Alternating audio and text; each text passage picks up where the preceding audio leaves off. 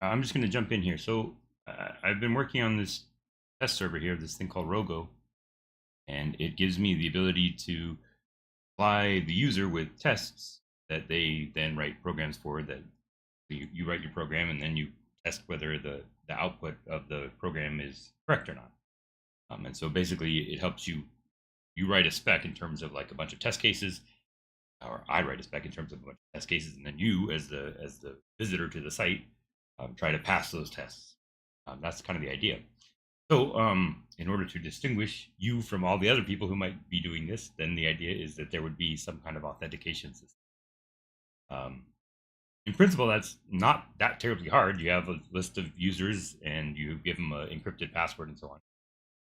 But there's two things going on here. One is that I want to be able to give you a way to log in through the command line so that you, sitting on your computer at home, in your terminal, will be able to run the test runner, which talks to the back end across the internet. And so that means that there needs to be some way for you to log in. And that's one. And then two, I would like to be able to let people log in using using your Google account or your Apple account, or more importantly, your GitHub account. Because I expect most people who are doing this are working with GitHub, or are going to have GitHub aimed at programmers, and probably ought to be able to share the individual GitHub repository that you're working with. So that's where I'm at. That's kind of the idea. And those two requirements make things a little bit more complicated than just a table of users. And most of the applications that let you, big service providers, I don't know what you would call them, but like the authentication providers like Google and Facebook and Apple and so on, GitHub, they give you the ability to log in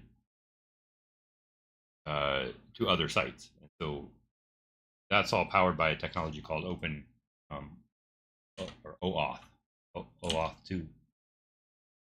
I guess the O stands for open as far as I know, but everyone just calls it oauth2, version 2.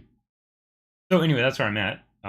And my understanding is that a JWT is a JavaScript web token, and that gives you like a little chunk of JavaScript that you stick into your application, and that lets you log in through the web or whatever. So I'm at a point where my knowledge of this information is not great, like how all this stuff works, and I don't really. I would like to spend the time to work on it, but I don't want to spend the time to work on it right now. So I'd like to just get something working like right away. And so I'm looking at Firebase. Firebase is a product that it was a startup. Google acquired them, and then they provide like pieces of your application as a service, like backend as a service. And so my question is now, one of the things I do is I'll give you like a little form you can use to log in. That's what we're working on right here. That's what I'm looking at right here. They also provide some amount of hosting on the Google servers, and whatnot, and that's all fine with me. I'm not sure if that's what I'm going to stick with, but I think the basic idea, whether I use Firebase or anything else, Firebase uses open OAuth2 as well, as far as I can understand. They provide a way to give you tokens that you can provide to your backend or whatever. So yeah, I don't know.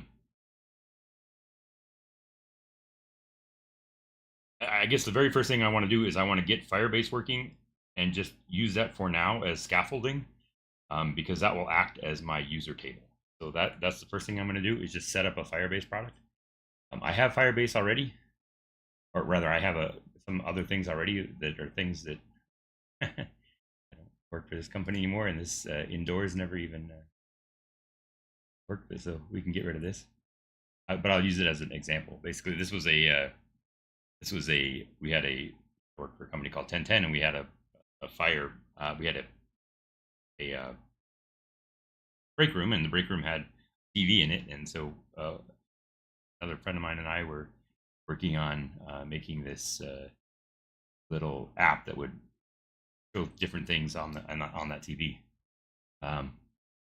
And so we set up a 1010 indoors site, and I guess it has this. Oh, we also had a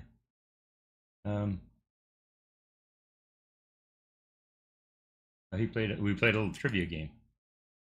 Maybe I shouldn't delete this. I won't delete this. Okay, I don't know if I'll have to talk to him, see if he's actually using that. Anyway, so then these other things are mostly junk. I had a karaoke thing I was experimenting with just to learn about this. So I haven't really done much with Firebase, but whatever. These are all experiments. This was like a little hypercard like thing that I started working on. This is a new application. None of them are very far progressed. They were just things I was playing with to like kind of learn about Firebase and evaluate it. All right, so we're going to call this Rogo, a Rogo dev. So that's the name of it. Craft or profession. Okay, sure. Google Analytics for your Firebase product. Do I need Google Analytics? I don't need it, but let's leave it in there and see what happens. I'll probably delete. I'm not going to bring this live. I don't need Google Analytics. Later. Okay, I didn't know I'd have to sign up and associate it with an account. Okay, creating your project. Please wait. So Rogo dev, Rogo being the test server. Rogo means ask in Latin, I believe. I remember.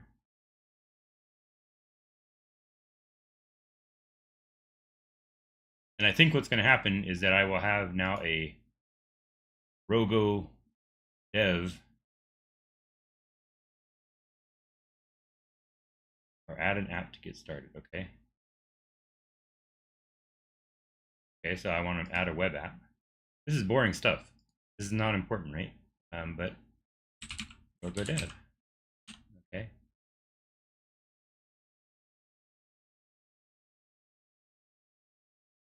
Yes, I want to set up Firebase hosting because I want some kind of front end right here.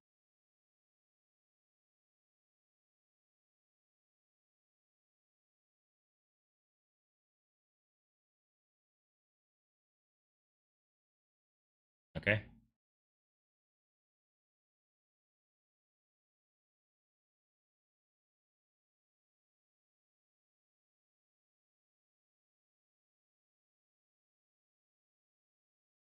Add Firebase SDK. Do I need a script tag?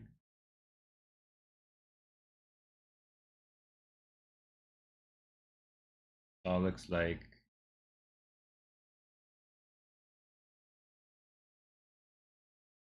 stuff that could be shared publicly because it's going to be on the web. So, okay, next.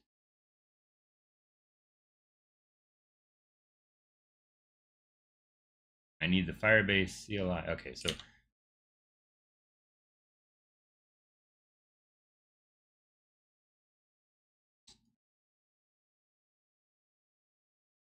it's annoying because pick a directory called site. It's annoying because this application is meant to be something you run locally, and the servers run locally, and I'm actually not putting the HTML on the front page. Like I'm not like this HTML application that I'm making is just meant to be. We'll see. Meant to be external. Okay, so let's just say index.html, and it's going to give me a new index site, and so we'll say Rogo dev app hello Firebase hello Firebase, and now we put this chunk of HTML in.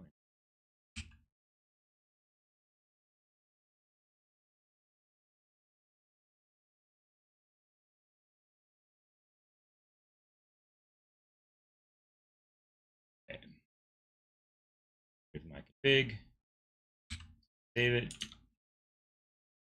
I need to install this in that directory. So I go into that directory,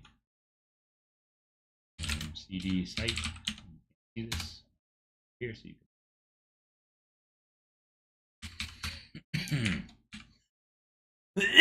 can npm install globally firebase tools.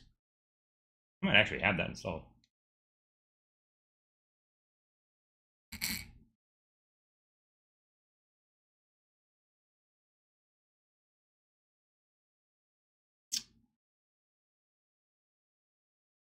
Taking its time.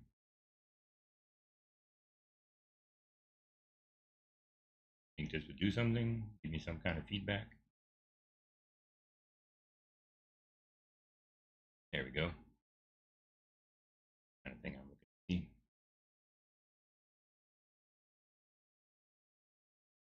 This may, you know, the documentation for Firebase said that they used openauth or oauth2, or at least integrated with oauth2. I don't know that I'm getting an oauth2 server or a client or whatever. Oh, what is this? Because you have to be like root. That's the idea. So let's just open a PowerShell, and I think if you hit Control-click to open as administrator. Okay, Control-click to open. I will accept that.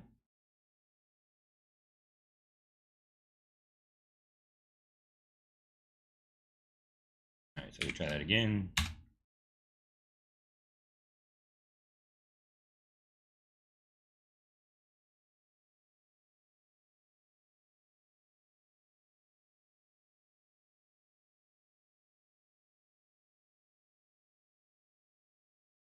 And in theory, as soon as I start using this command line, when I deploy this, it's going to ask me to log in. So we'll see what the workflow is. For like, you know, logging in from command line tool. This is exactly the workflow I want. Where you have some kind of, instead of npm install, it's going to be pip install something. Pip install rogo or something. Probably shouldn't say that because I'm going to catch up the entry name on. Okay, so npm fund for details. Yeah, funding. Okay. Now, you can now deploy or later deploy now, open a terminal window, navigate to, create a root directory, web app, Firebase login. Say Firebase. First of all, did it on our path? It should be.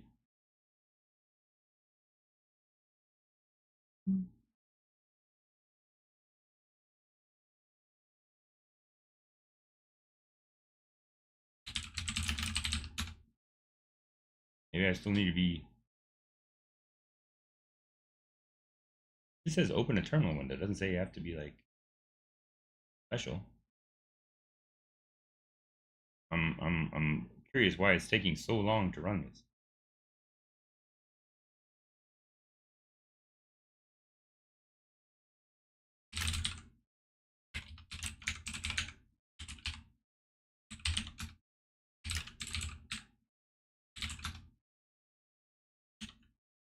Already logged in. Okay, so I am already logged in.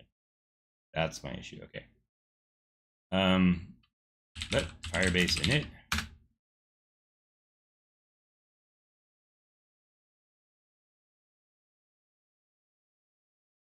Yes.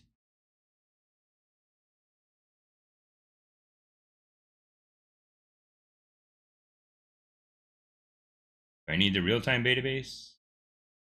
I don't think so.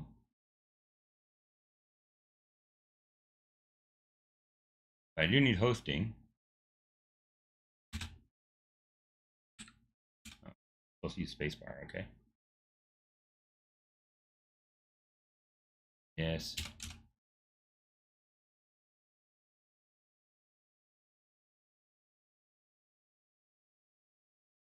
It's like looping around. Yeah. Okay. No bottom to this list. We'll just do hosting. This one. Instead of GitHub action. Hosting. I guess you just hit enter. Use an existing project. Yes.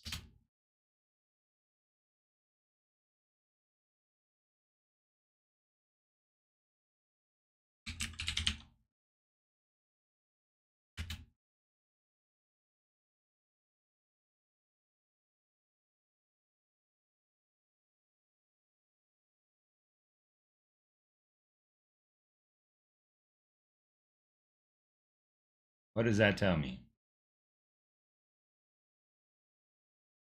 I think like I need to like log out from this from like ancient times. Yeah.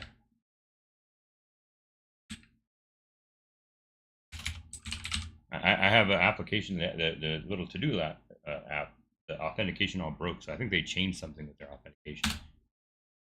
I don't trust this server. Like I don't trust this service for exactly that reason. Like it, yeah, I had it sitting around for a year. It was fine, and then all of a sudden I couldn't log in anymore.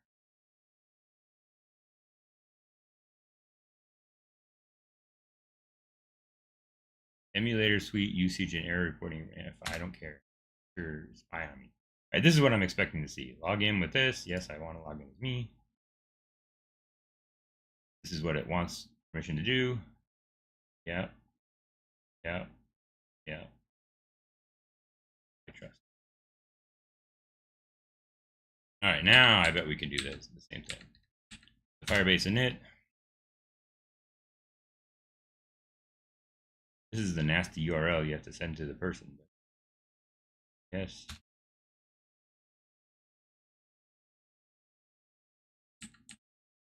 Right.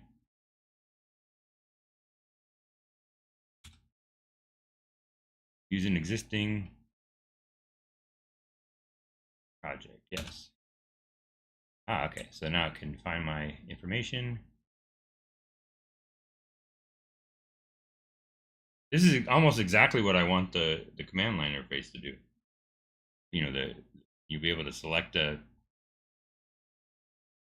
instead of it selecting a project, you select one of the courses that you're trying to work through. And like for this directory, you're gonna run these, you know, commands through Rogo. So you know, this is you're gonna configure how to run your program.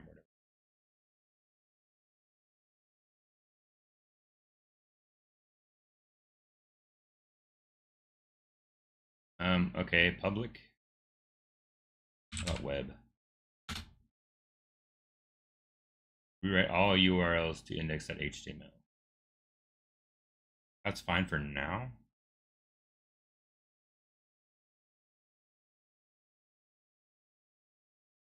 Oh, no, we won't do that. No, we're not gonna do that. Okay, so now we have to go way back over here. I was looking up. This is Rogo. This is the server that I'm working on. Another copy of that. All right. And now Firebase accept move index.html into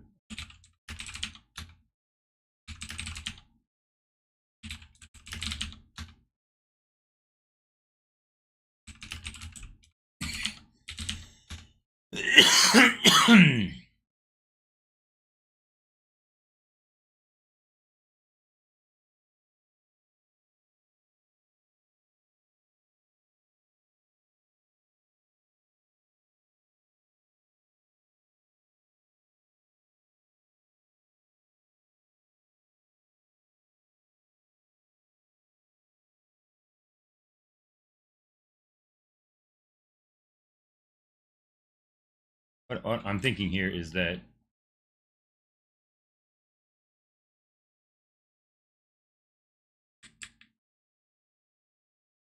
this stuff that it asked me to put in here,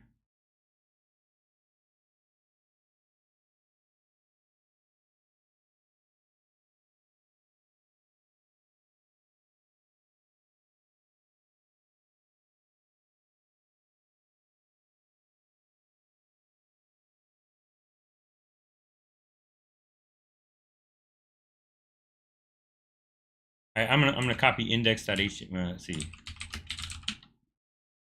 And I'm gonna move this to web. And we'll call this, we'll just call auth.html. And I should have 2 sites on there, 2 web pages on there. Okay. I said copy. I don't want that. So I'll just rm it. Okay, so ls web. We have 3 files: a 404 file, an auth file, and an index file.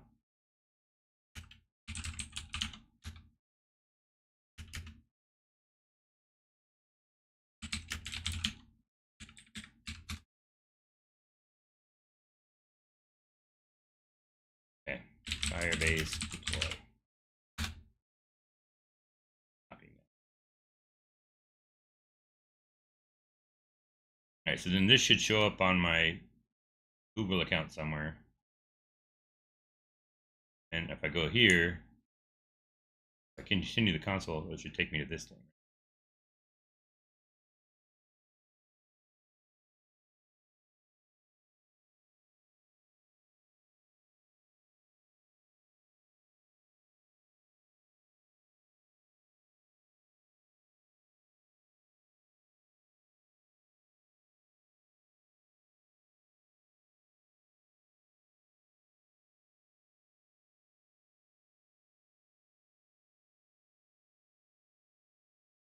There's so much stuff on here. Not.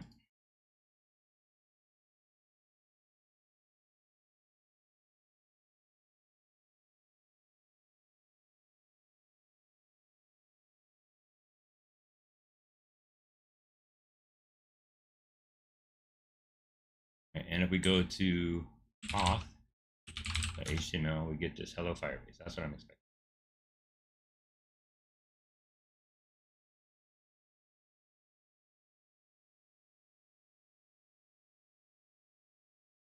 I guess these are different things because this is, the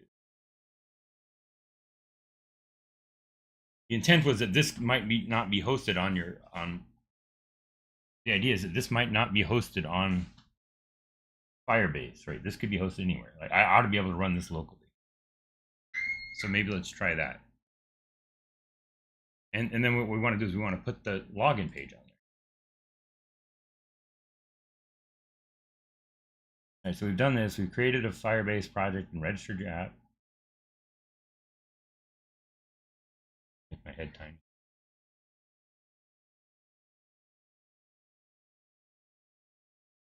I've done this.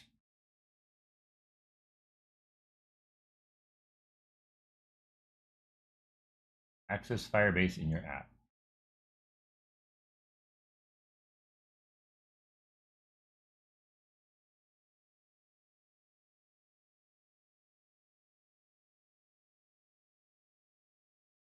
But specifically, I want this one.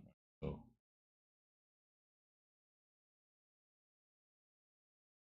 I actually thought I was reading this.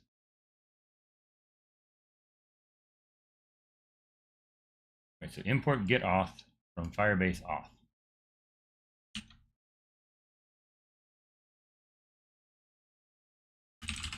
There, no directory called Firebase.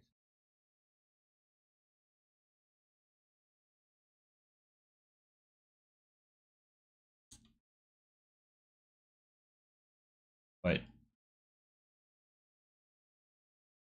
I think,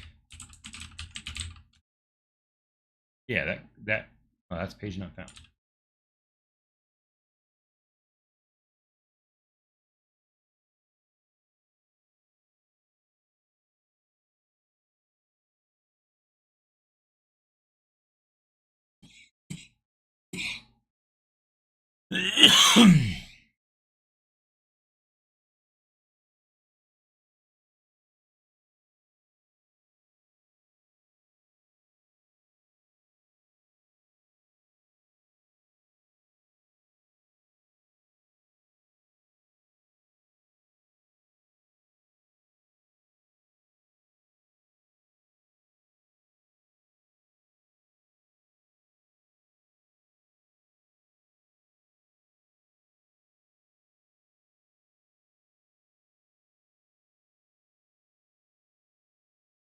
Maybe I haven't done this.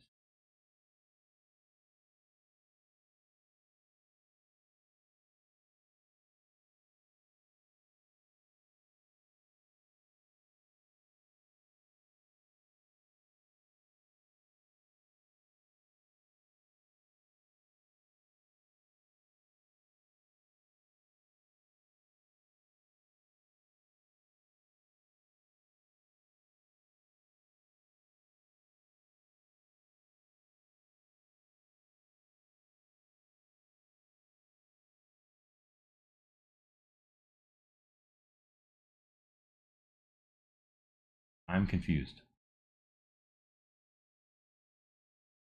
I'm confused because this is wanting me to install all this stuff locally, and that's not what they said that I would do, right? They said that I could just easily add sign into your web app with Firebase UI. That's what I'm expecting.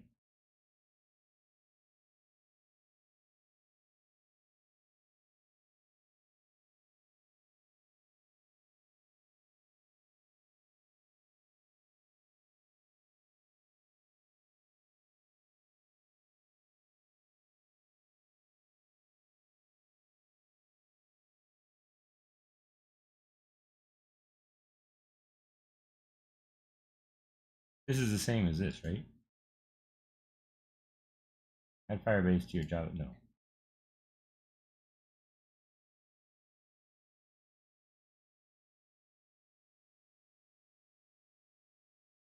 Hmm.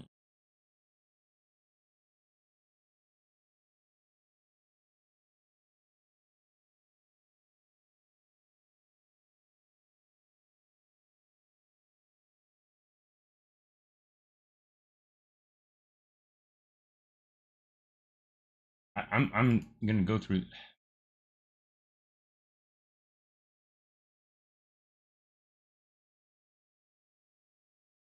This is what I'm looking for, like somewhere I can just grab something from a CDN and yes, exactly. Copy the whole thing, and then on not here.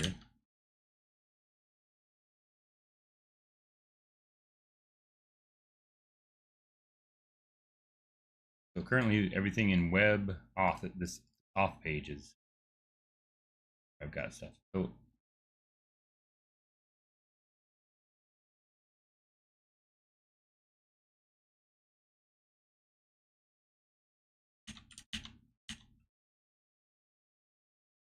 do I even need this?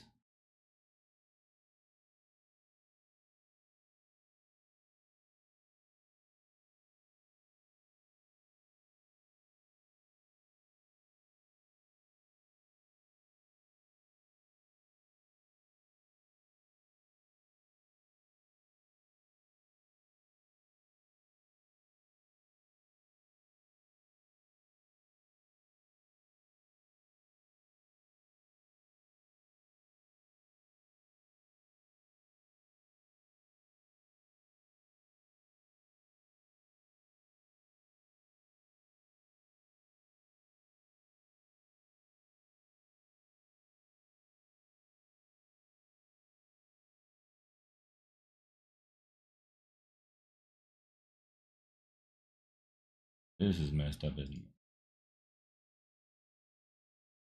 It's deployed in the console. Do what? Open the authentication section.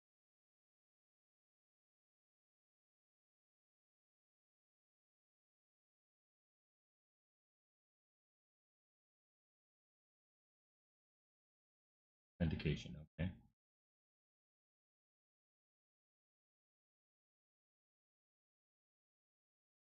This is not a sensible like.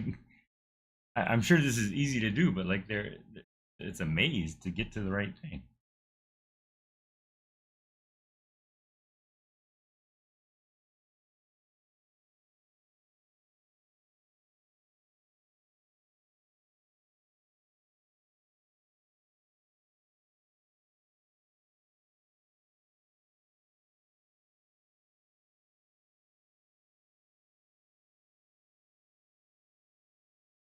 All right. From now we're gonna install GitHub.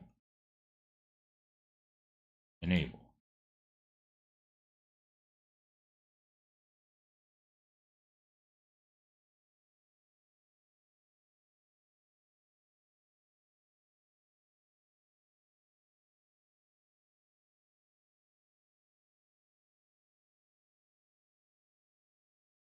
I think I have to set this up at GitHub.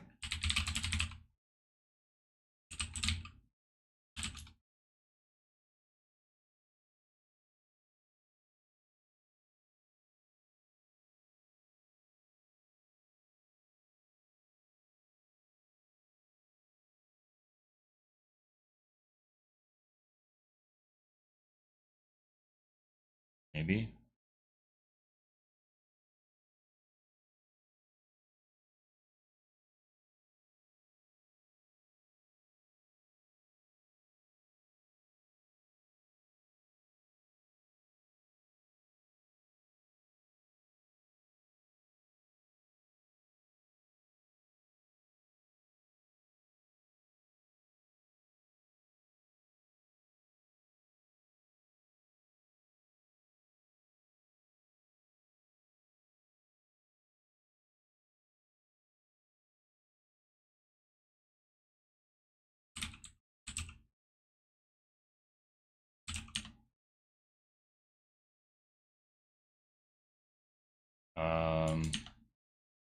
this, right?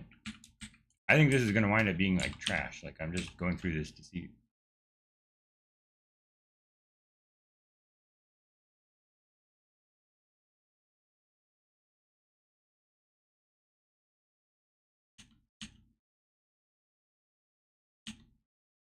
I add this authorization. Yeah, this is what I need for that. Your GitHub app configuration. Is it an OAuth app or a GitHub app? GitHub app.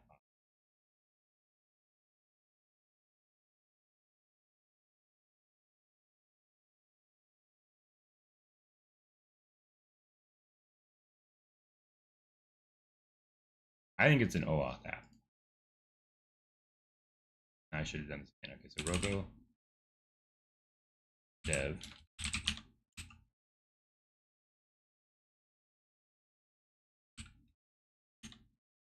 Callback URL is this. I don't know what this is, so I'm just going to register. Client ID. And I'm going to have a secret that I guess I'm going to wind up putting on the screen here. So y'all get off the screen for a second. Move this off the screen.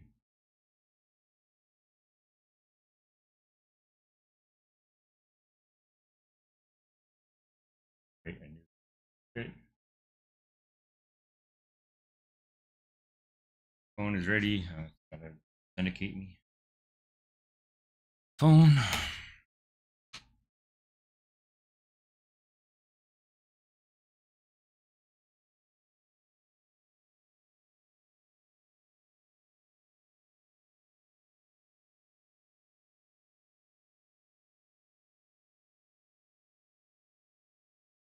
Right, I'm in GitHub Mobile.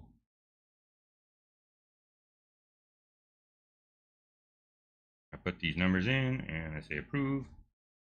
This is all complicated stuff. All right, so now I have a client secret and I'm not showing this to anybody. Not delete the only client secret, generate a new client first. Put the client secret in, back on the Firebase site, and save. I can show this again. Now what I have is this, and then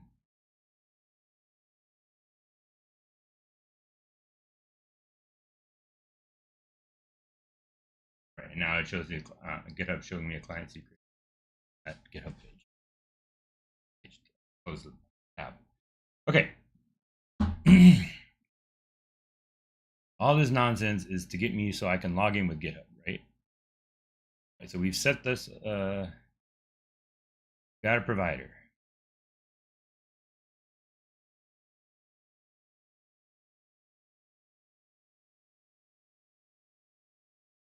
This is the other thing. Like you want to set up email. You got when you log in with email, you got to send them an email saying, "Hey, here's the thing to confirm your email address."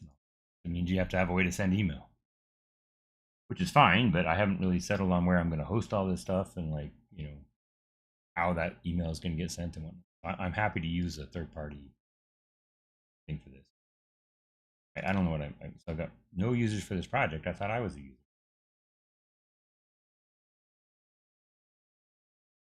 All right, well then let's set one up. Let's go and see if I can now. We don't need this. We don't need this. This is still going to say users. Oh, still we have an owner. Okay.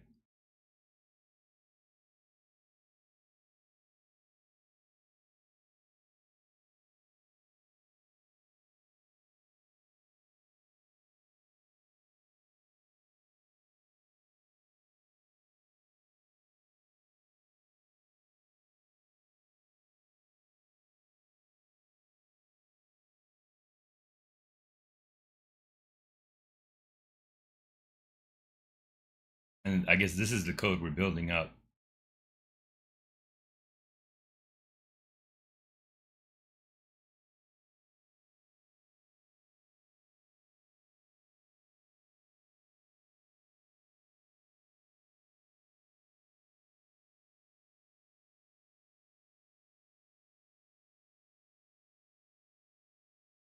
Hmm.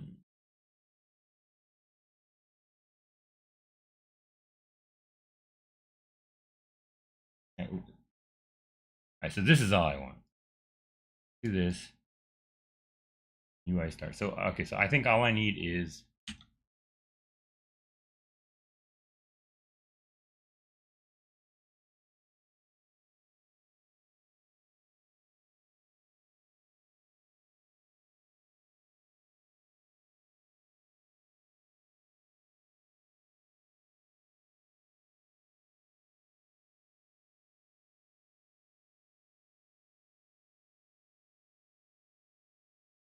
where on this page does it say how to talk to your Firebase account?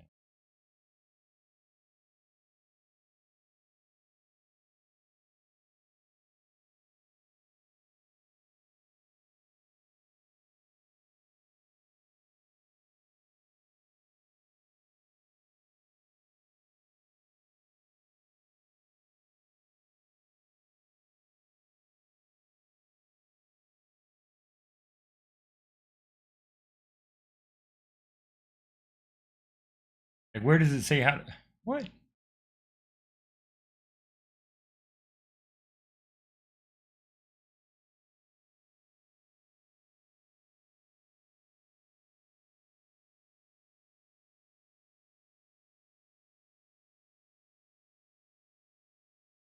Is it in the configuration itself? No.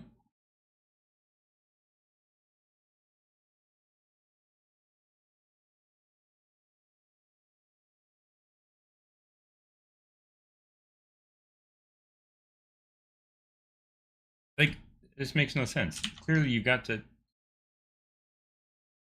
also do this stuff, right?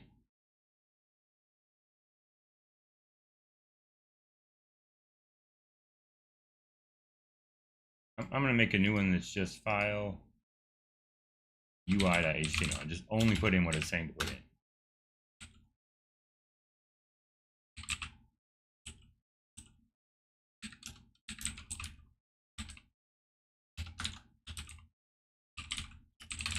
Type HTML. Why? What's wrong with that?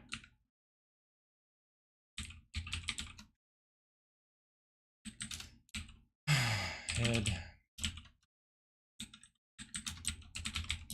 Okay, and then hello Firebase UI. And then all we clear this script. Yeah, I don't expect this to be a great. We don't need to type the script.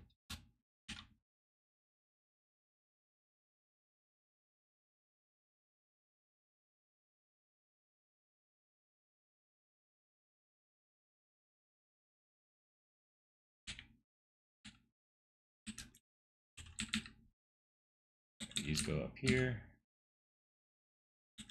and then inside this script, now we're going to put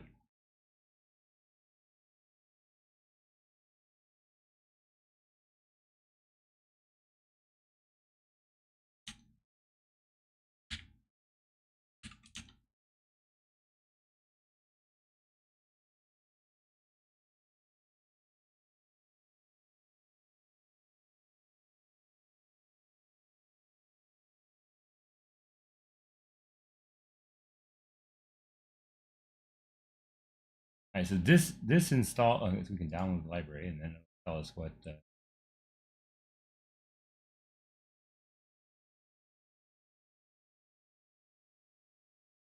the Firebase UI is there. This is just.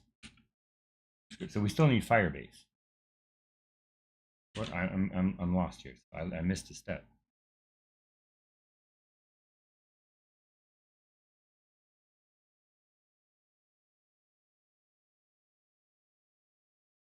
I see. Step one here. Okay. I was confused. Clearly confused. Yes, we still need this.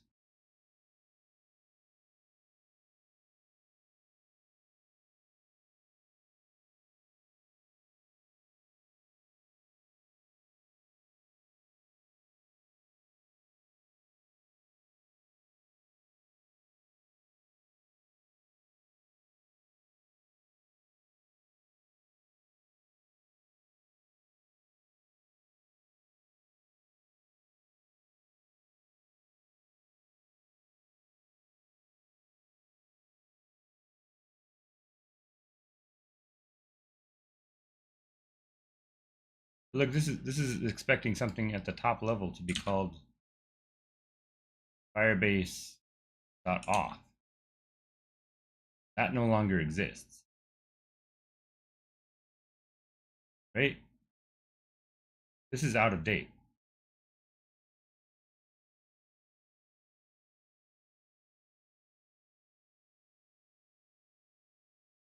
Yeah, this is an old page. So this one updated.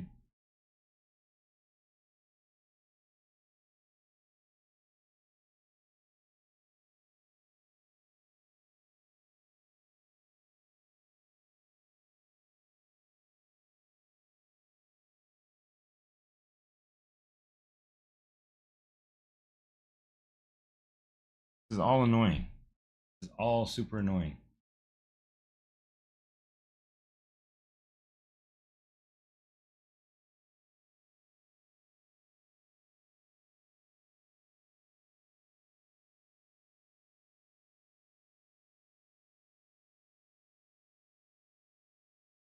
I think this is what we need though,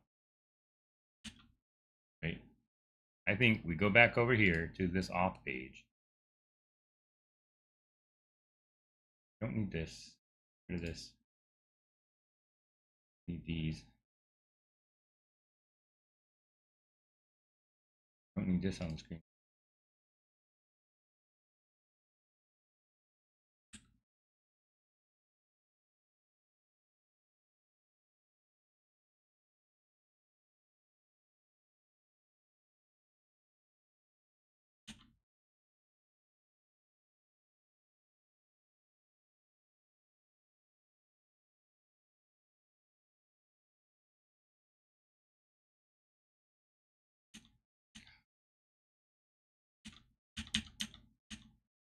I don't feel like I'm being stupid here. I feel like this is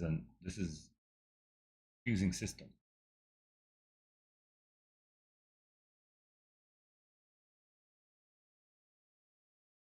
Everything that was over here.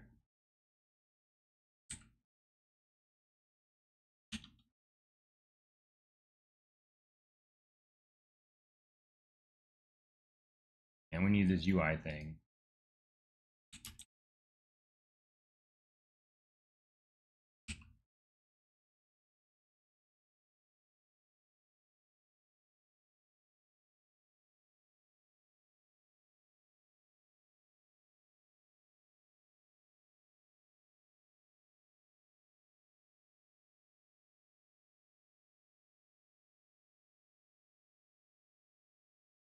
Like it's not even using a module.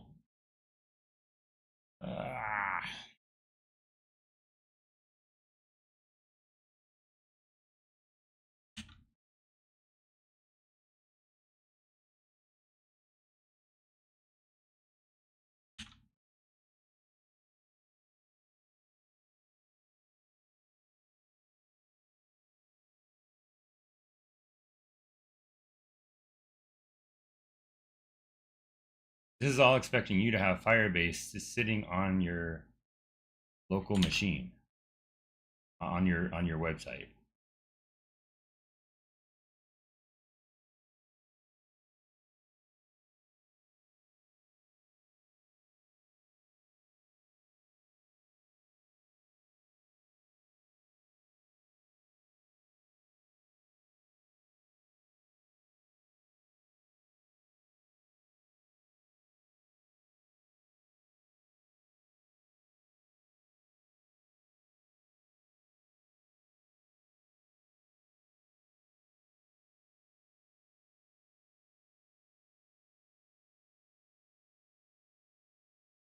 This is what I need. Authentication.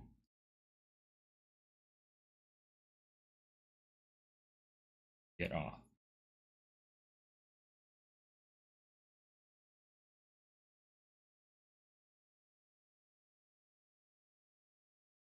What just happened? Why am I on Webpack? I didn't go to a Webpack site. Available libraries documentation. This is a terrible video. Okay. I'm going to start streaming some stuff while I'm working. People are here. They can watch. If they don't want to watch, they don't want to watch. All right. Look at that. Everything is out of date.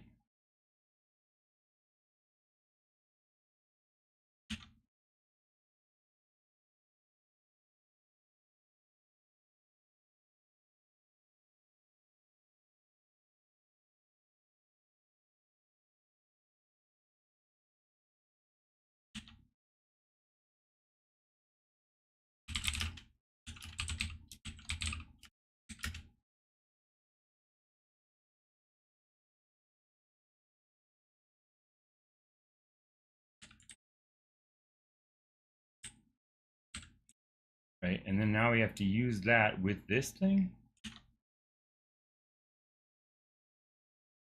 Not cool.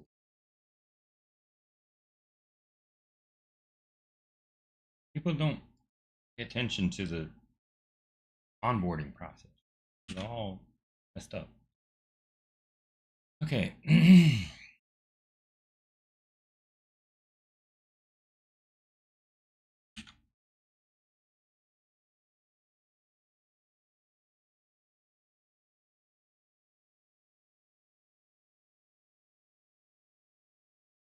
Okay. All right, anyway, so we have authentication.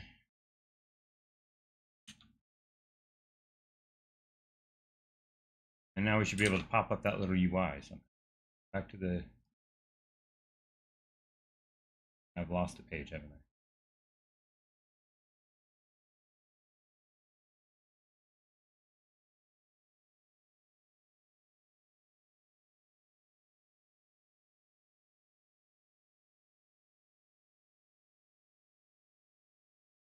It's not compatible with the V9 modular SDK, but we're on V10 now.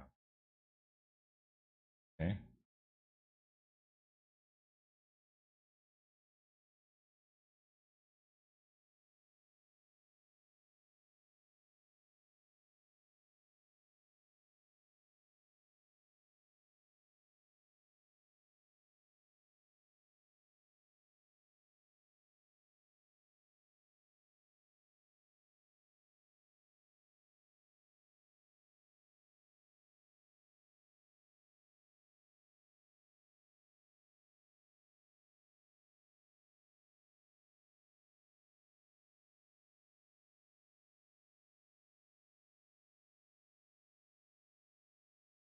I think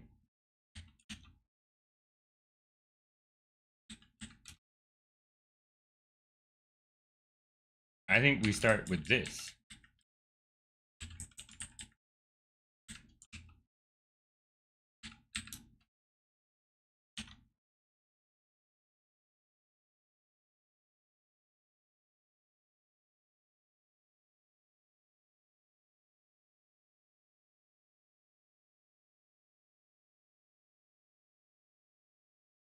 Yes, I think we want this. And this is annoying.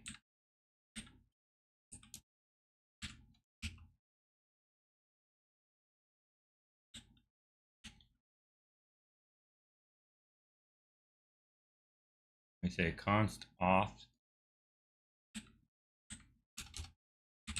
is get auth. Const provider equals GitHub provider.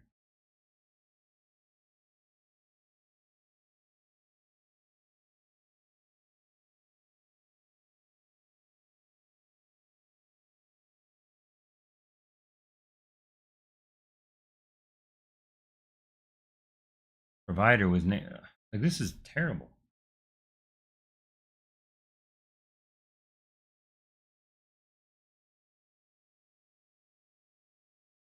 Sign in with pop-up is part of it. So this whole UI thing, this pre-built UI is now replaced with this. This is not even the problem I was trying to solve. Like this is just incidental garbage problem.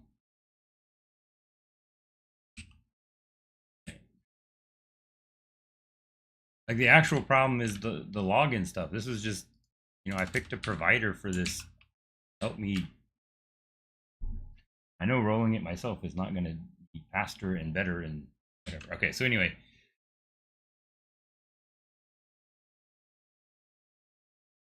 I think if I just open this page in like, come on, how do you open this page? Some way to like serve this page on a, I have to mark this as like a, mark this directory as namespace, template folder, resource root. There we go.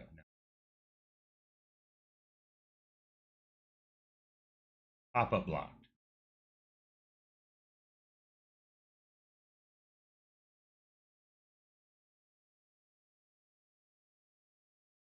So try again.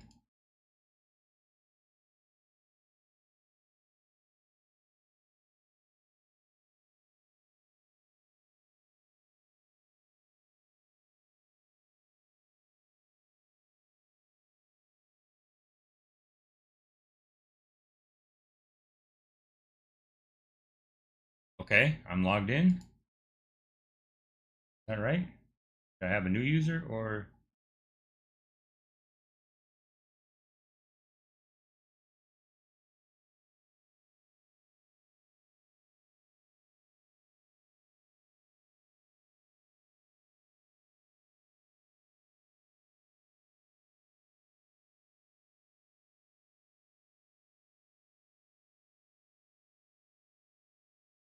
I,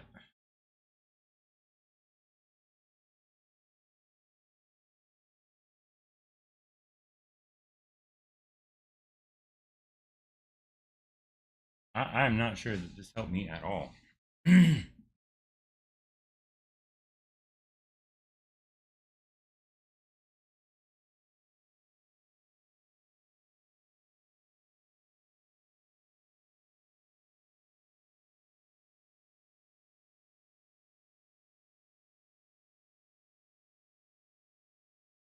Let's look at the redirect thing.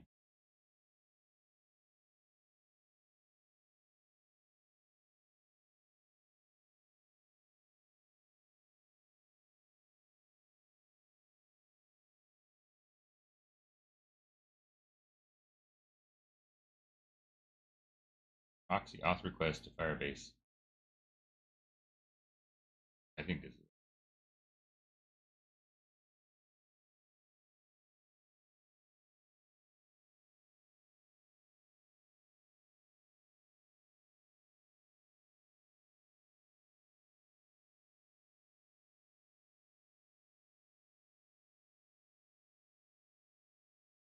Do your app domain. Ensure that the web server can respond to.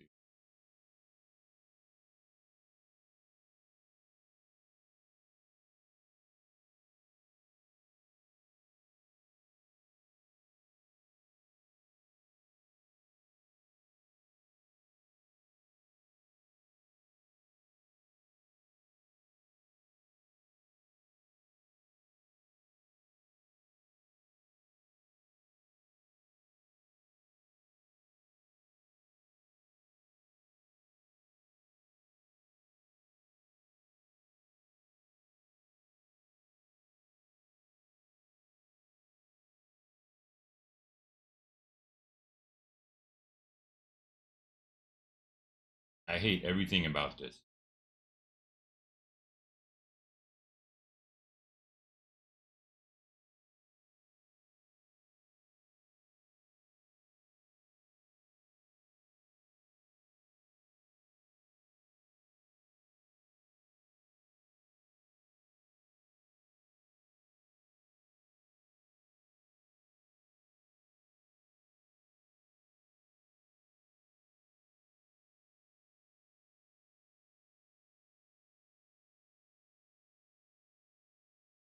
I hate every single thing about this. I hate it.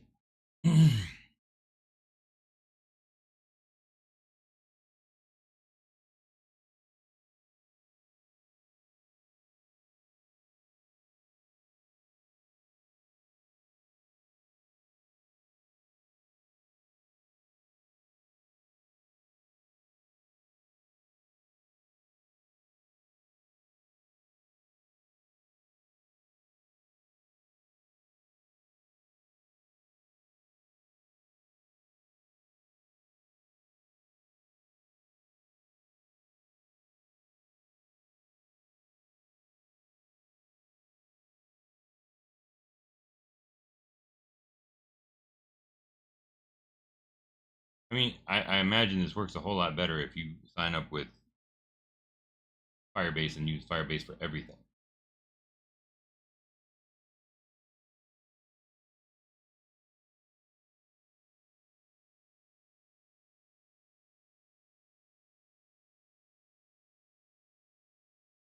There we go. We got someone here from GitHub. We have a user ID.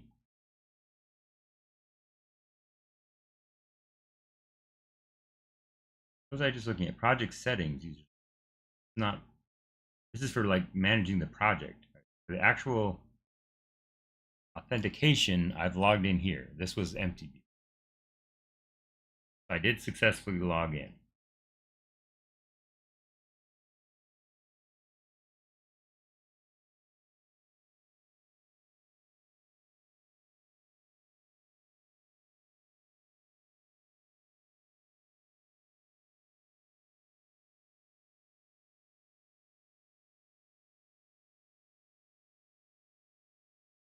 logged in using this pop-up, which my browser tried to block. I do not want something that blocks everything. I need to use this redirect method. That's the right way to do it.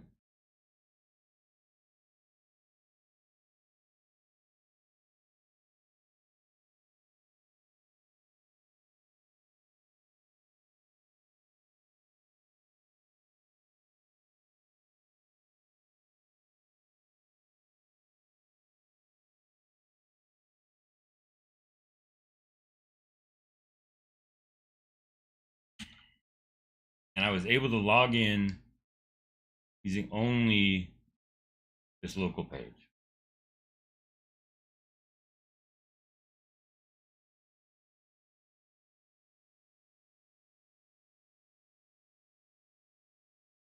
I know part of my problem is I don't have like a conceptual model of how this works. I know that, I mean, maybe I do. I mean, I've used, like, you have to have some kind of redirect page, and eventually you have to go back to your page you're trying to log into. So that's why they have a pop-up. That's what makes it easy. Because you can pop that thing up, and I guess it's probably going to send a post message to the other frame. So it does all the JavaScript stuff, and then it has a handle back. And the pop-up has a handle, a way of talking to the other window that popped it up. But pop-ups are annoying, and so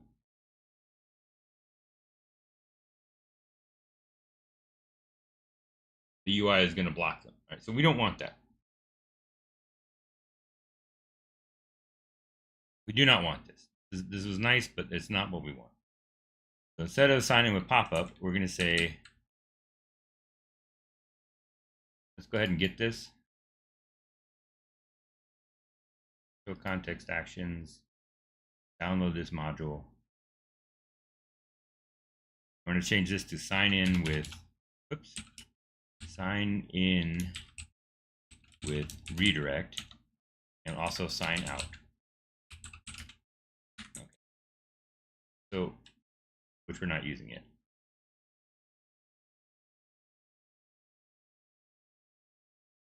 I'm gonna have a button in here that says button ID equals, yeah, that's what I want, sign out. And then up here, I'm gonna tell it, I'm gonna move this down to the bottom of the page, inside the body, so that it runs after the page is loaded.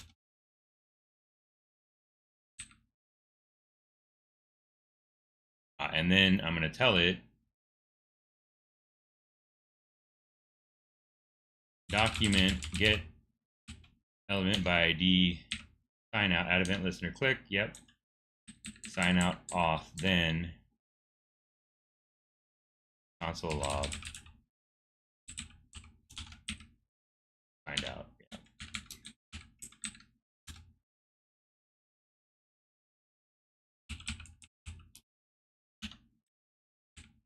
Right, we'll just put that in the console. Why is this not? What's wrong with that? Weird.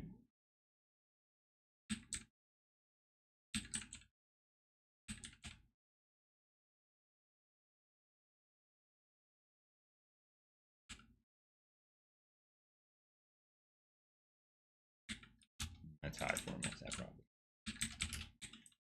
Okay.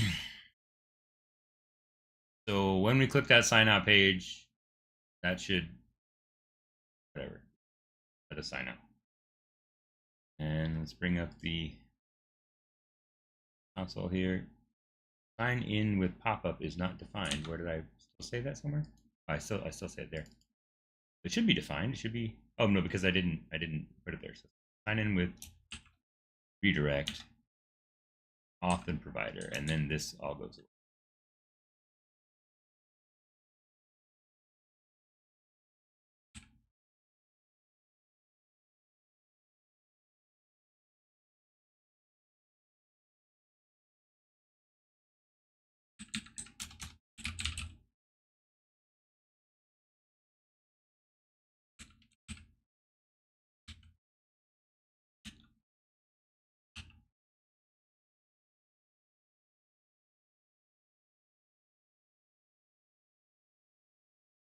It's just constantly refreshing.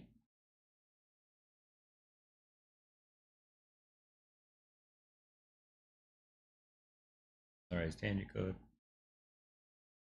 All right, so that thing is constantly redirecting. So we need to say, so if I hit sign out,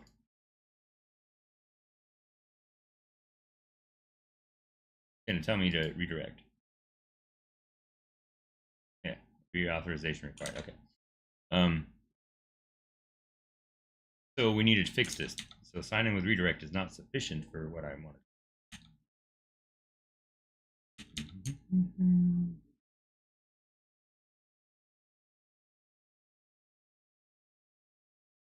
This was very complicated.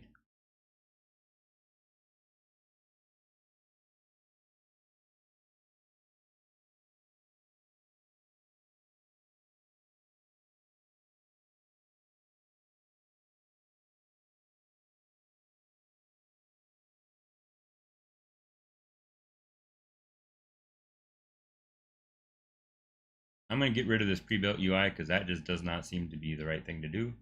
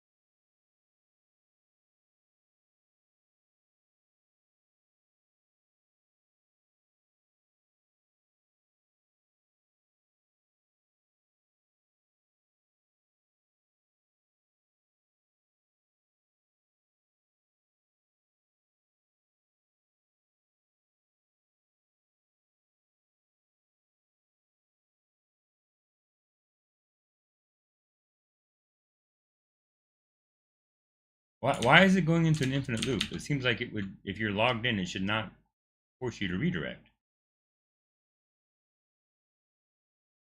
I shouldn't even need this, right?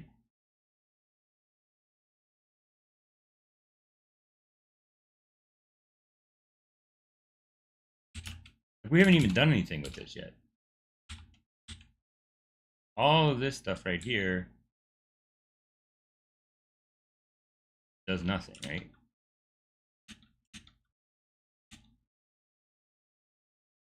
Go ahead and authorize. Sure, why not?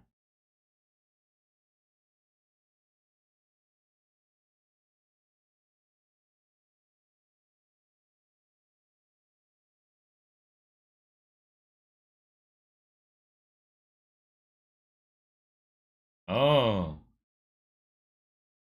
okay. So you do need this.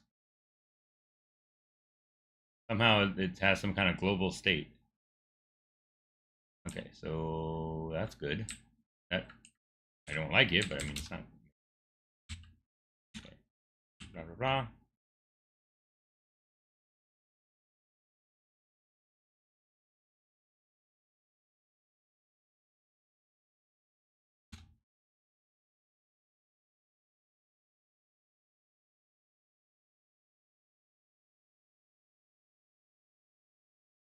Why is that not found? Because when I go right here and I press enter,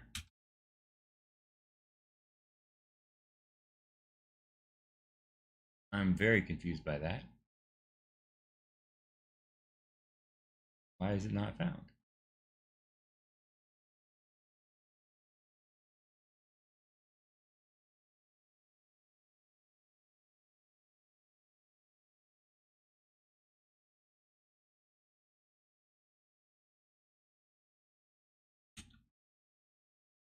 If I comment this out and just refresh,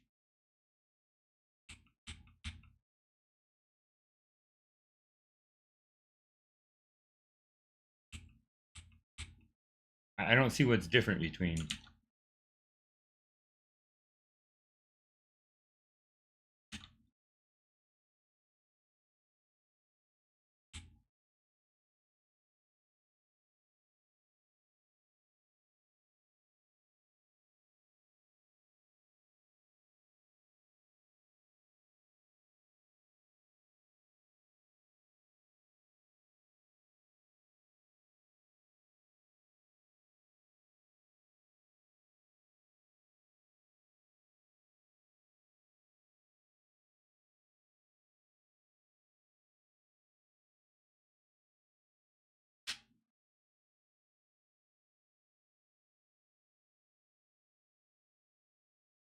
I'm baffled here. This is now PyCharm doing something.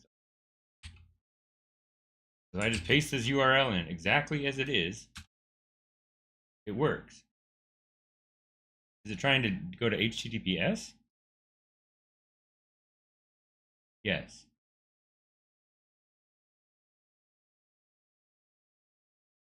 That's what's happening. It's going to HTTPS. I think. That's not found. Oh no, that says this.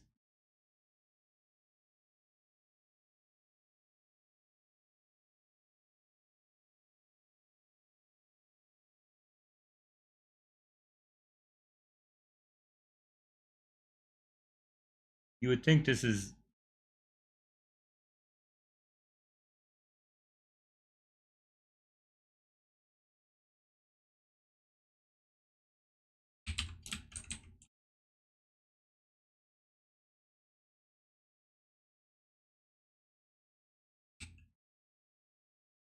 63342.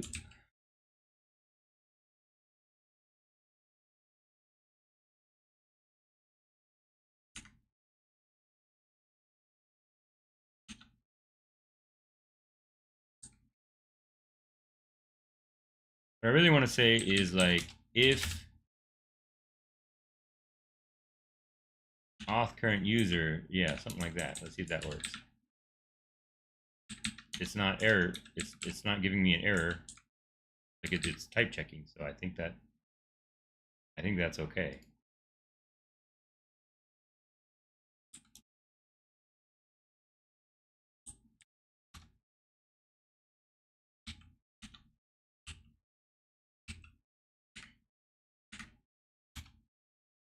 There we go. Oh.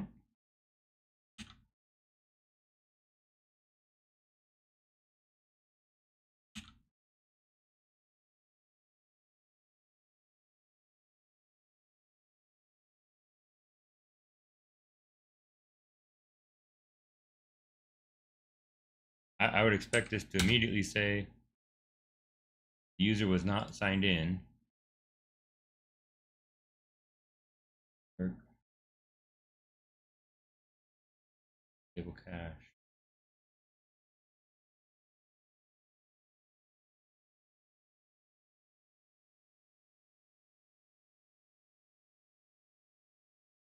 User is not signed in.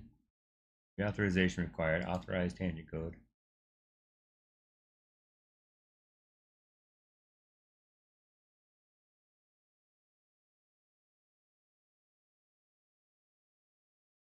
I think this is just an artifact of like if I put like a real web server on here, I think it's going to be fine. No, it's not.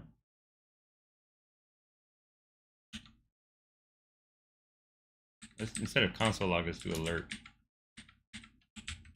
because that blocks the flow.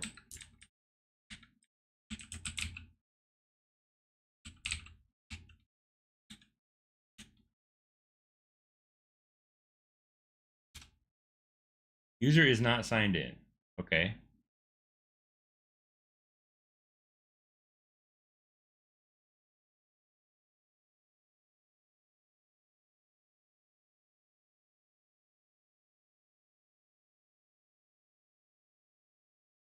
I think what should happen is that this should redirect there and PyCharm, the little web server that PyCharm started is preventing that from happening. So let's instead of doing that, let's go here and let's just say HTTP server.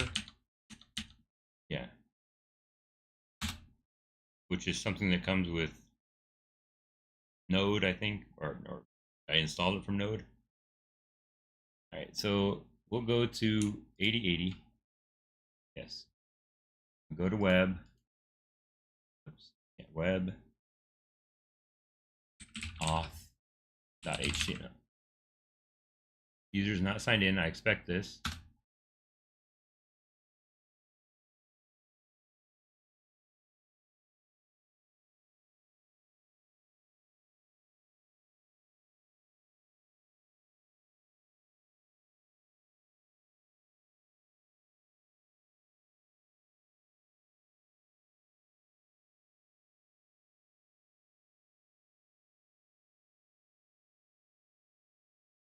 Unauthorized domain.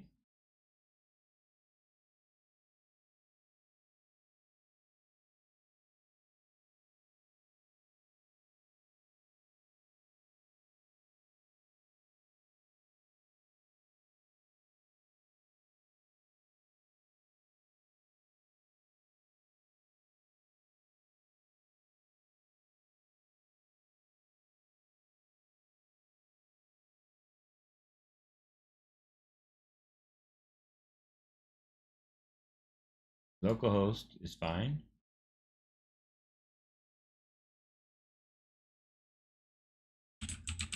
Oh, I see. Because it's not. It says 127 whatever. That's the difference. So we change that to localhost 8080 web auth. User's not signed in. Okay. Redirect me to fire.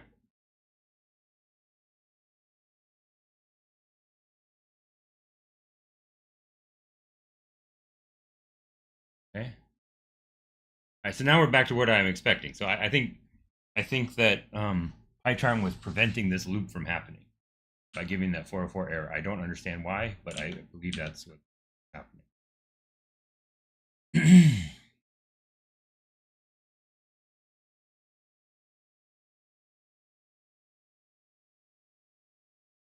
All right, so clearly there should not be an infinite loop when we do this. So let's figure out why there's an infinite loop.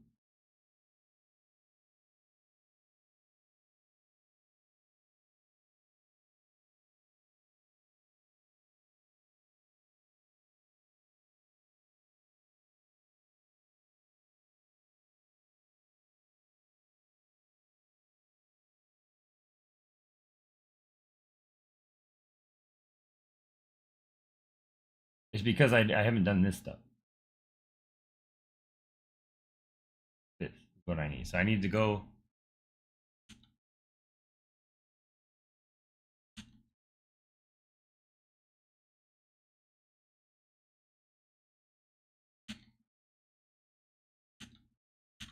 So this thing should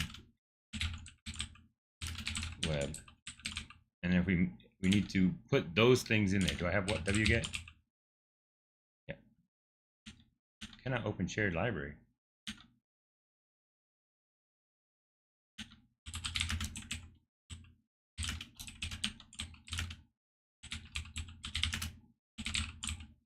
I think I even have a Stack Overflow question about this. Like, how can you do this without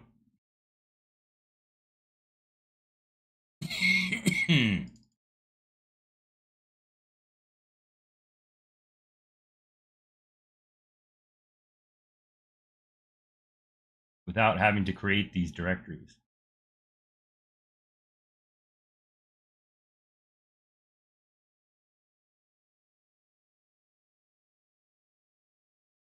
I need to see this project overview.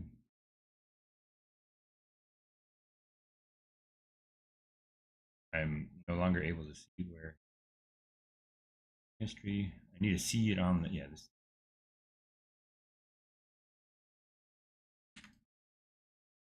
I want to get this. I'll say wget this.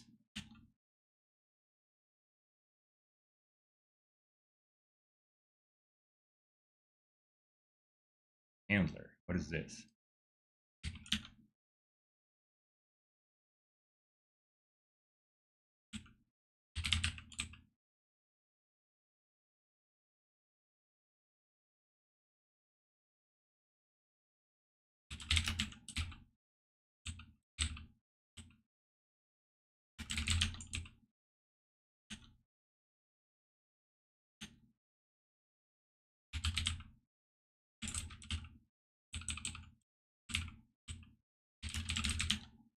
Okay, so we get this,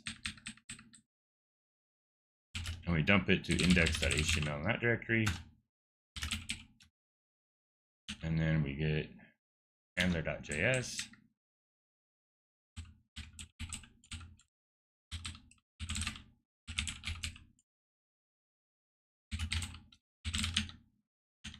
I'm doing everything right. Okay, there it is. experiments.js.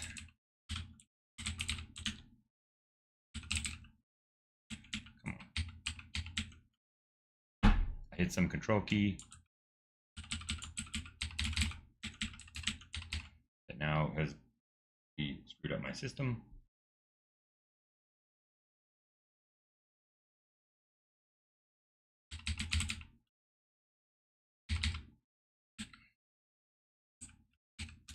Go.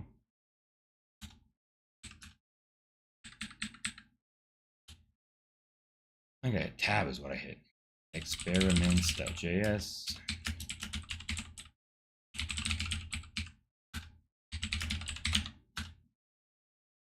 Okay.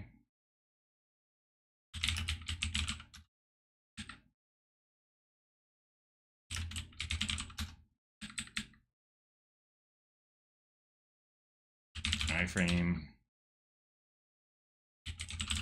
Yeah, why doesn't the pop-up thing do an iframe? Oh, probably because it just doesn't.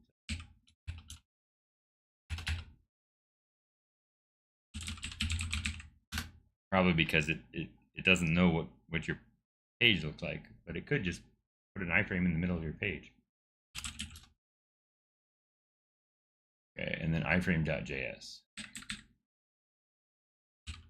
JS, and then that goes to iframe.js.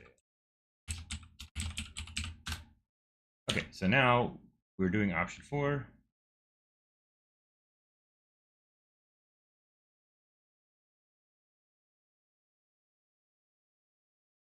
Just follow the steps in option 1.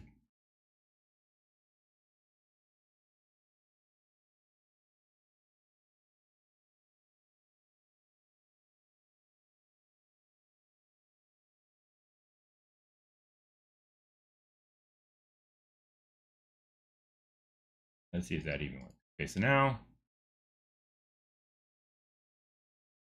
yeah, now we got all this stuff happening.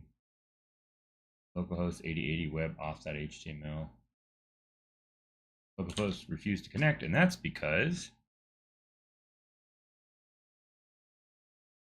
I'm not running the server.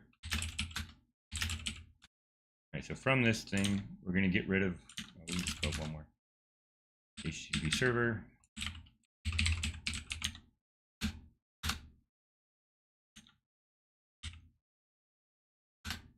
User is not signed in. User is not signed in. User is not signed in.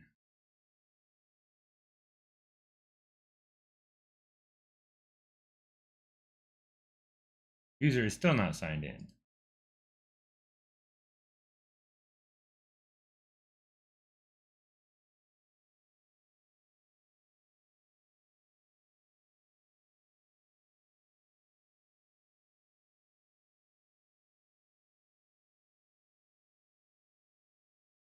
And every few times it's saying, okay, so I've still messed something up.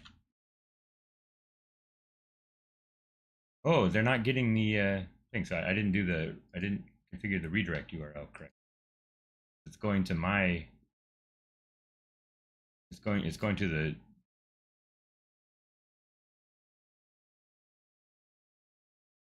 custom domain as the auth domain. Auth domain here needs to be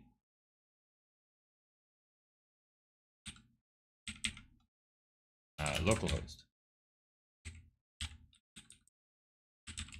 Localhost 8080, right? I would think.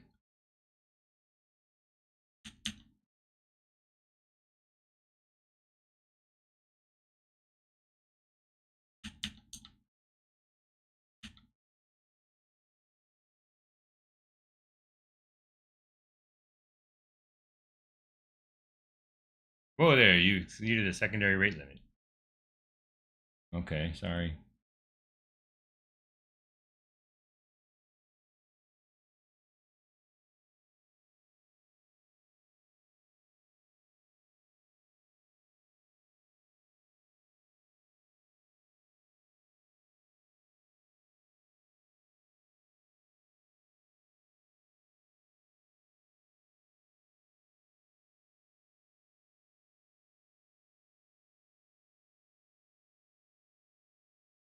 SSL protocol error. Oh, it has to be encrypted.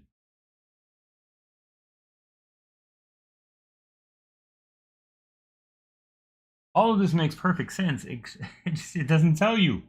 It doesn't tell you that. It should tell you that. All right, so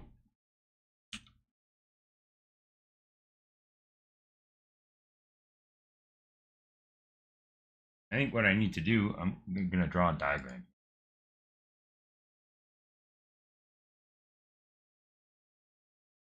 All right, so we need to have a website.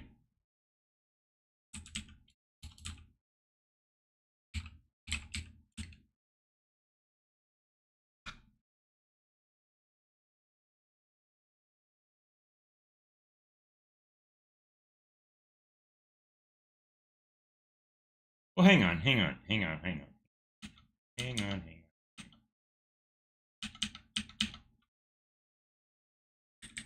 One thing I can do is deploy this.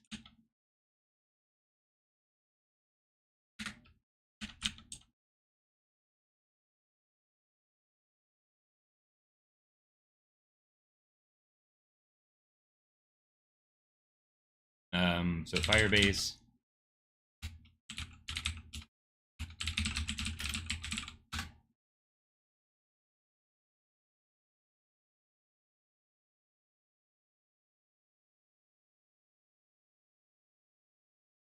I don't even, this stream is called Exploring OAuth2, but I think it's more like fighting with Firebase.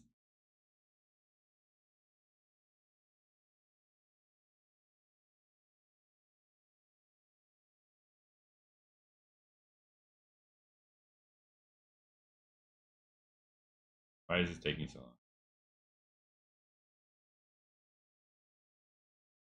long? Okay.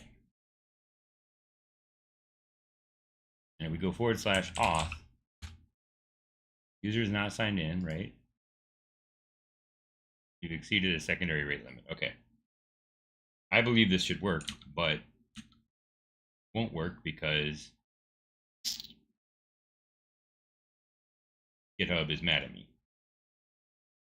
All right, so we'll say, what other providers are there that I have? Facebook I have, Google Auth provider.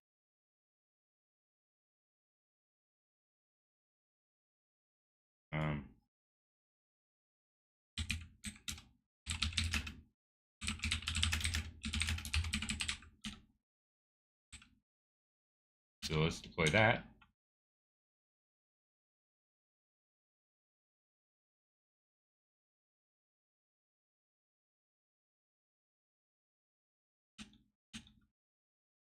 And go back to where we were.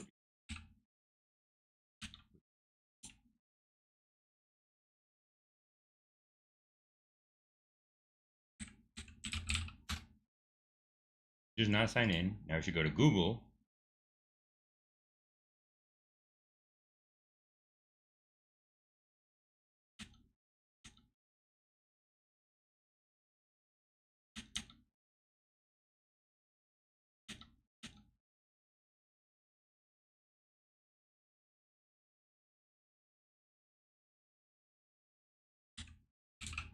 I'm just gonna put like some little thing on here. I don't know why it's caching that.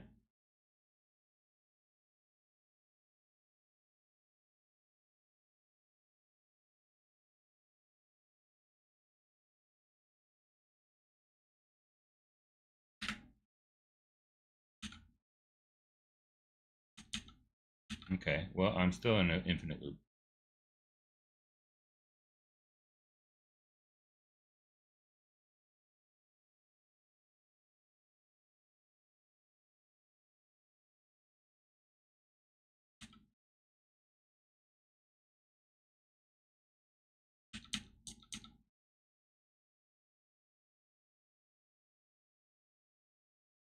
You see, this thing is going crazy. Oh, I see. When I'm not looking at it, it's going crazy here. It is talking to Google, but it's going crazy. It doesn't do the alert. Interesting. That's probably why I got hit. By, okay, so how am I getting an infinite loop here? This is probably not the right way to do it. Why?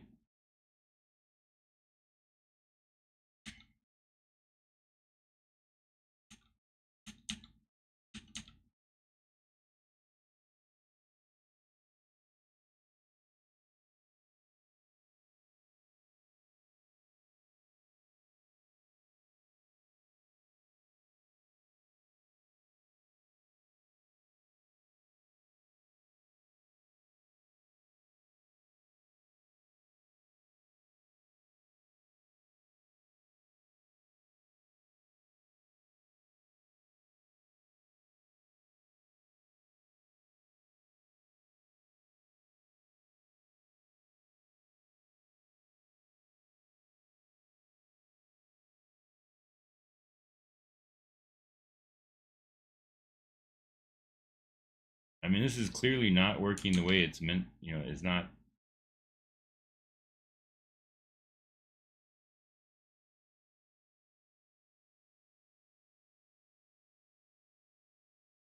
Using the same version, 10. What am I doing wrong here?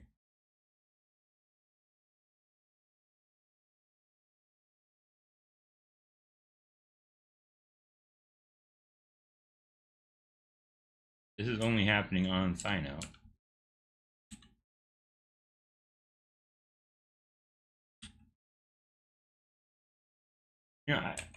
I'm. Let's not do this. Let's just comment this one line out.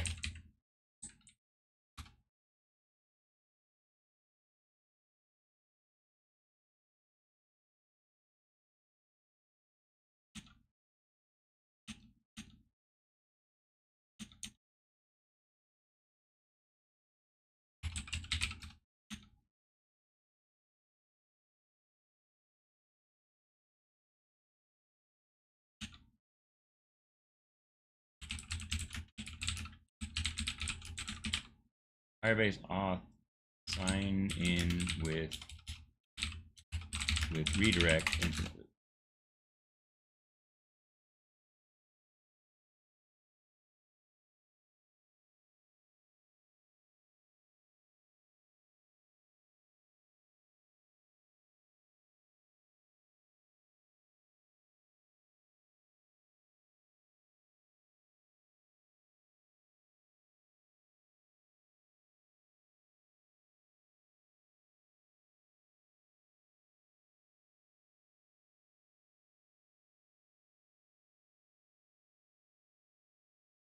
What?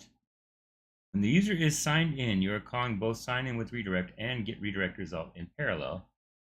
That is why you are stuck in an endless loop.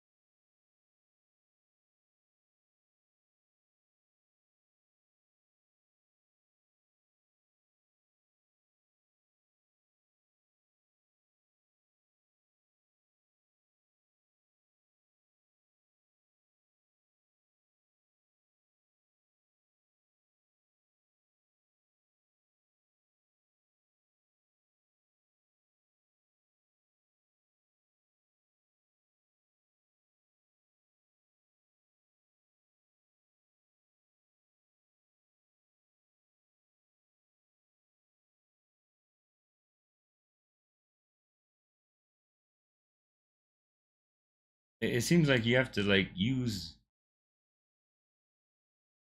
sign. Maybe I didn't understand sign in with redirect.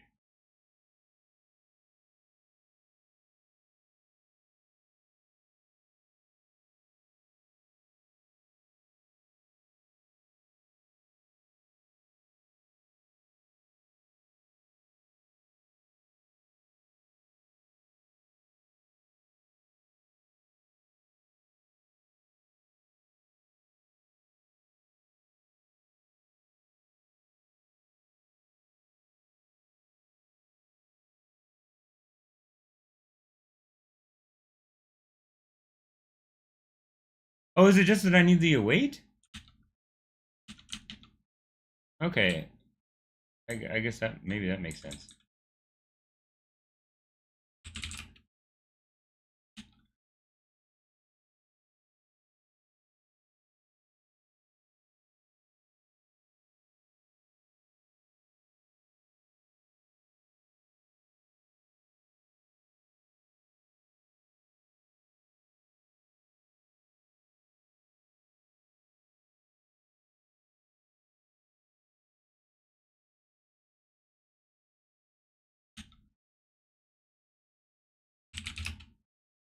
Is this gonna happen on every page now?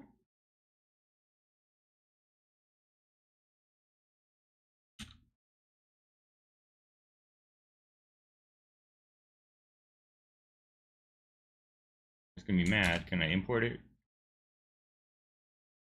Yes, but now is it gonna be another line or?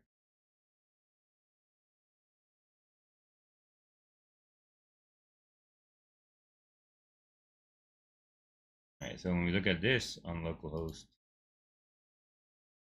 user's not signed in. You're still not signed in. Okay, forget it.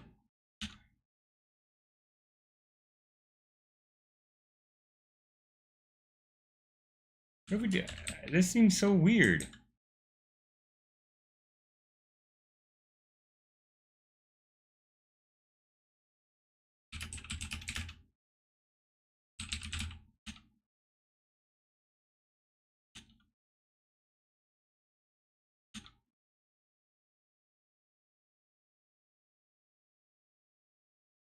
User is signed in.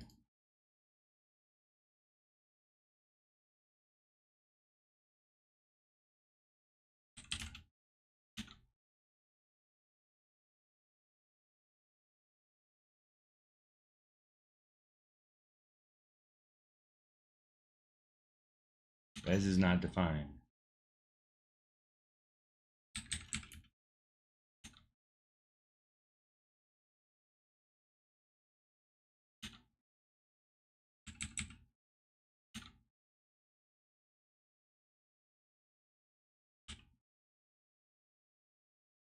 Did I just say user is signed in? User is signed in.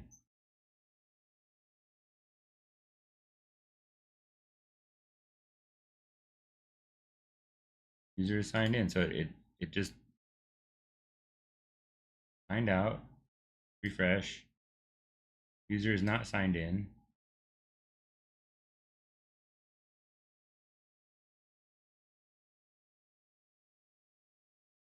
Again, this is this thing doing it. Now if I go to the localhost 8080, that web auth.html, it's going to say user is signed in. Okay, great. Sign out. Should be saying user is signed out in the console here. Refresh. User is not signed in. Okay, go to Google. Operation not allowed.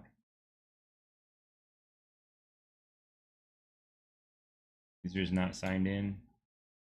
Oh, because now it still says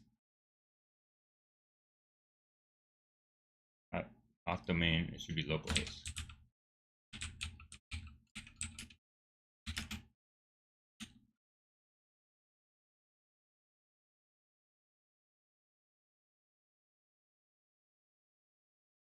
But it's localhost 8080.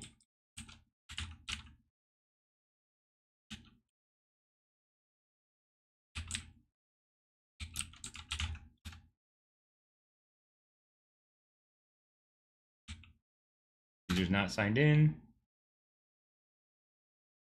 SSL protocol error. That's fine. Okay, I think this now works. I think what we need to do is set this to, it really should say like document location host.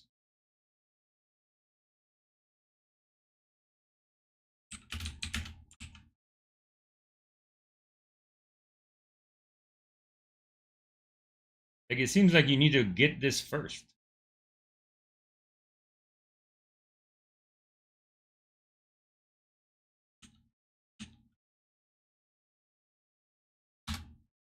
But that's not what the documentation says.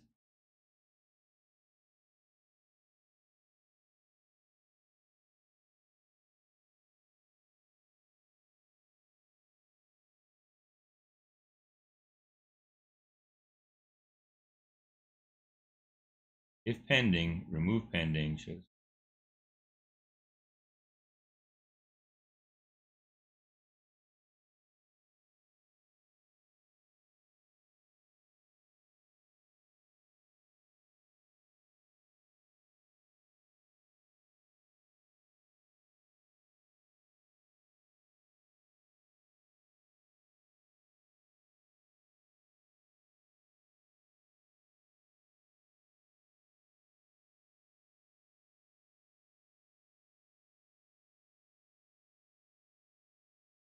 Maybe it's just the presence of get redirect result.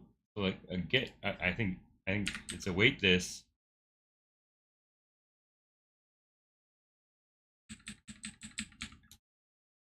I think it's like this.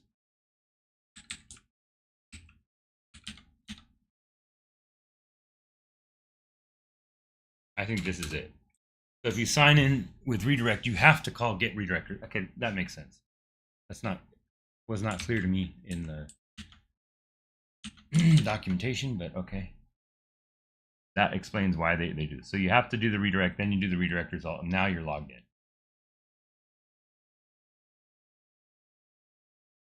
All right, and so that should be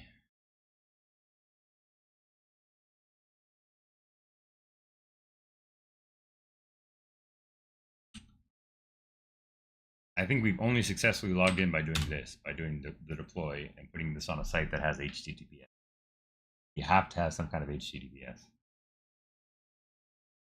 Or possibly, maybe that doesn't, I mean, you wouldn't really have that for localhost. I'm not really sure. User's not signed in, okay. You've exceeded your secondary rate limit, but I don't want.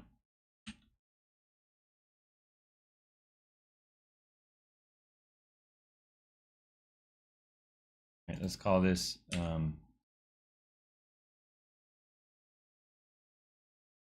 Google Auth.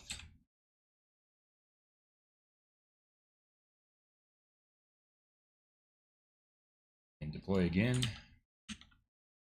Because Firebase is clearly caching the old version of the code because it shouldn't be talking to GitHub at all. Google auth.html. User's not signed in, take me to Google. User's still not signed in.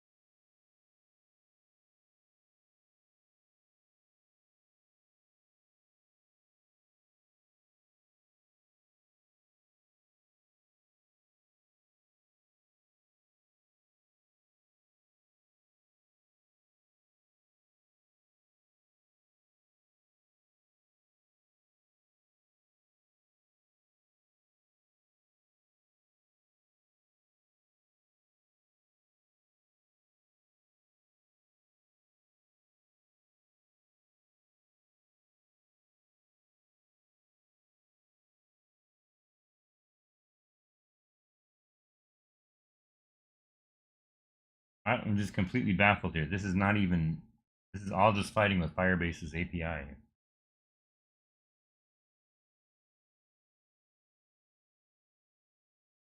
This is a version 8 API reference.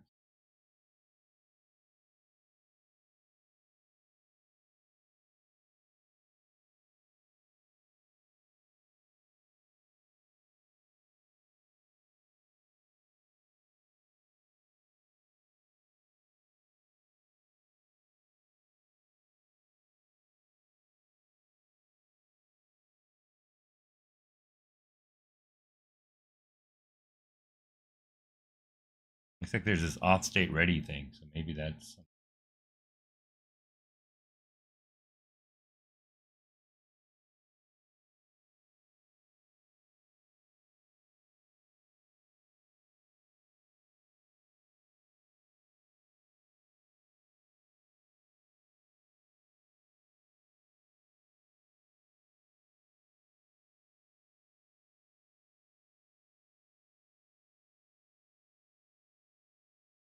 This is just annoying.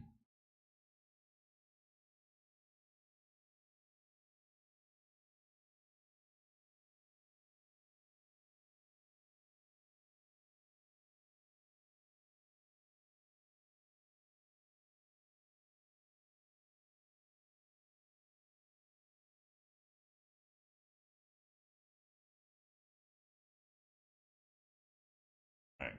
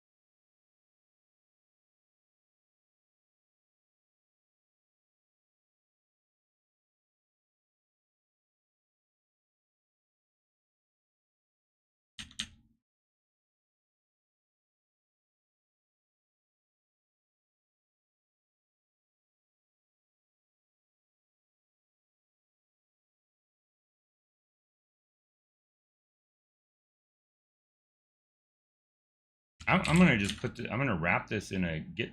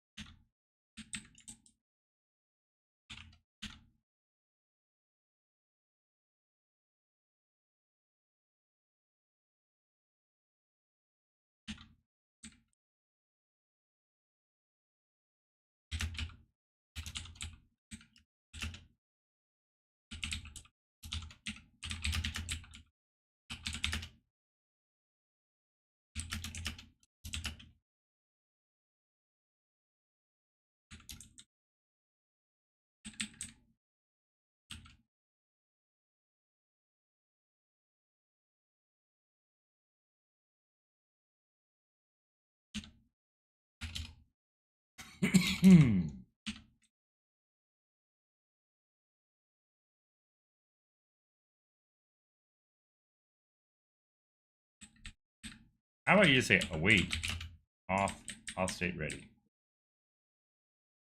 Q equals let.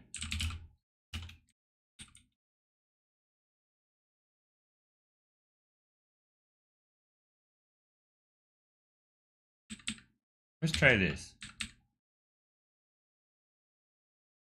And we're gonna rename it again.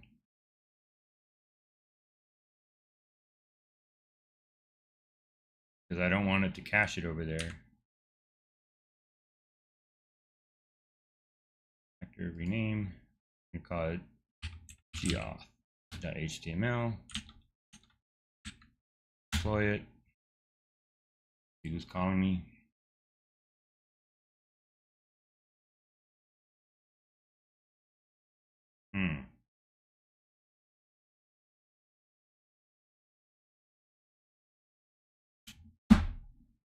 One's calling me, or just a reminder that something's happening.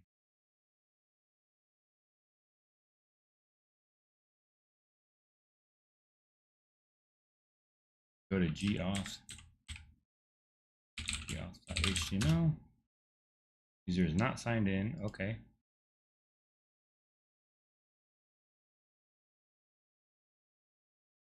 User is not signed in. Okay.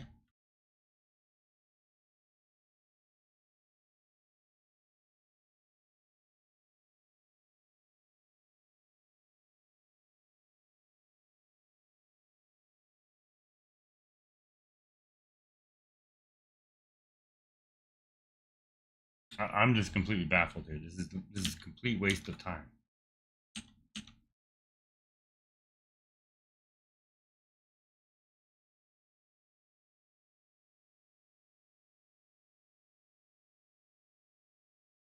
Here it's going crazy because the alerts are not showing.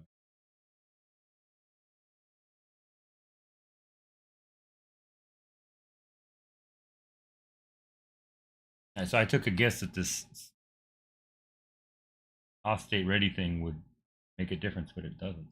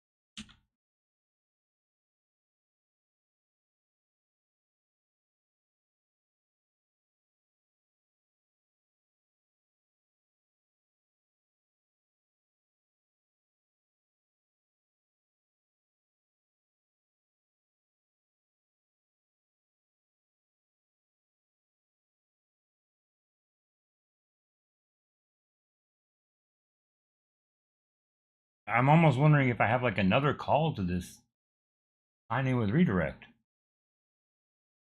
but I don't. You should wait for it, and then you do the redirect result. That's what it says to do.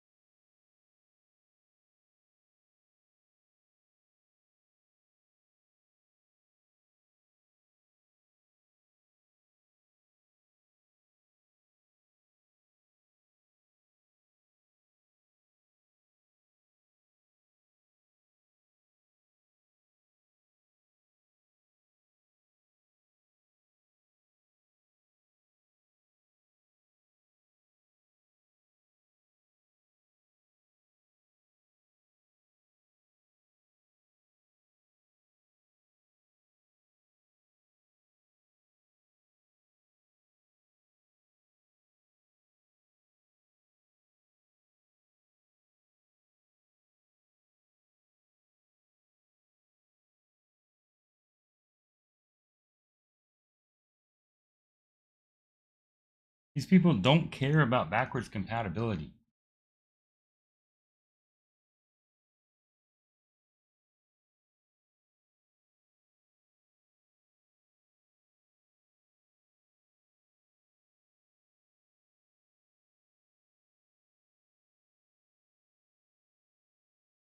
They had a perfectly decent product. I've used this before. It worked fine.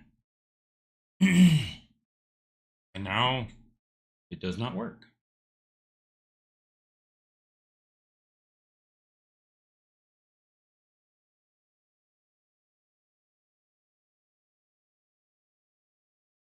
Pop-up thing worked. Redirect thing not work.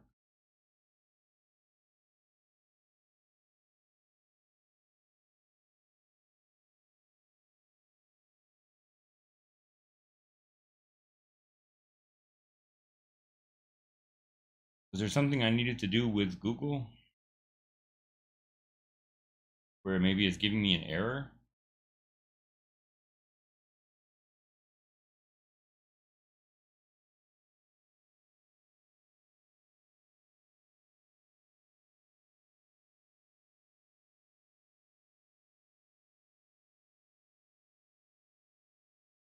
Like I had to set up, I had to like prep GitHub to make it do something.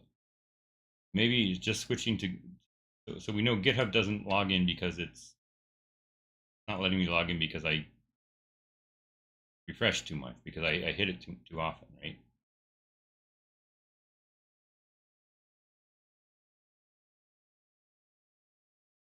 I didn't even add the provider here.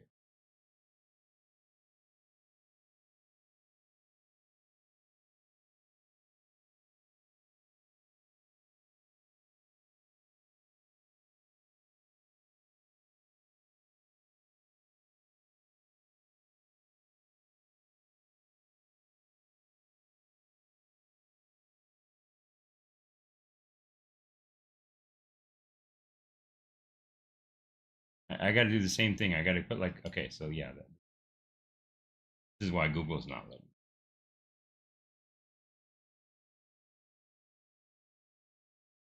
So let me go off screen here and settings your app.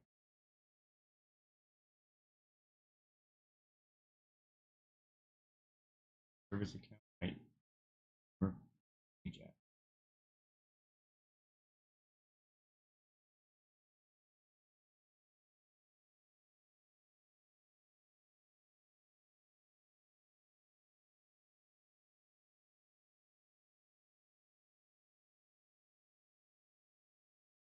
So project settings, your app. Project settings, I have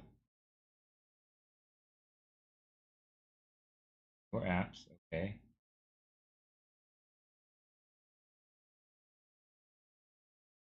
I guess that's just the app ID.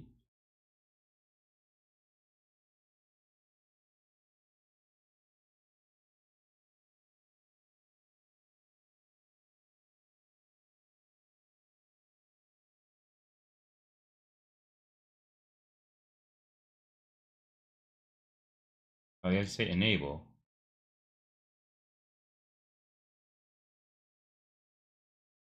I was trying to put stuff in this box here.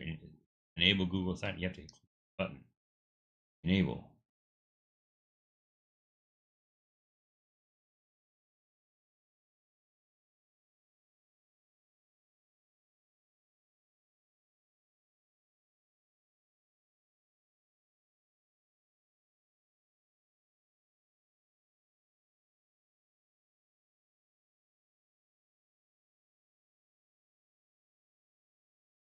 I'm baffled here.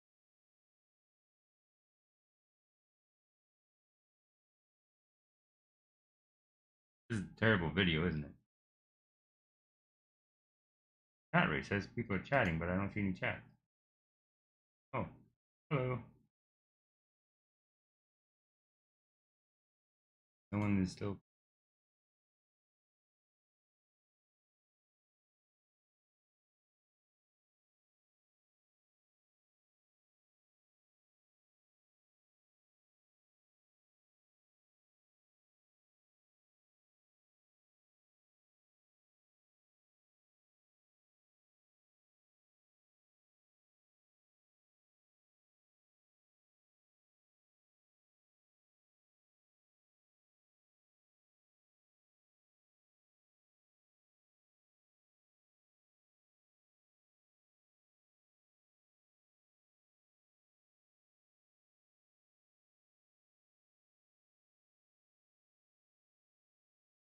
It is not clear to me at all that. Okay, so try this now.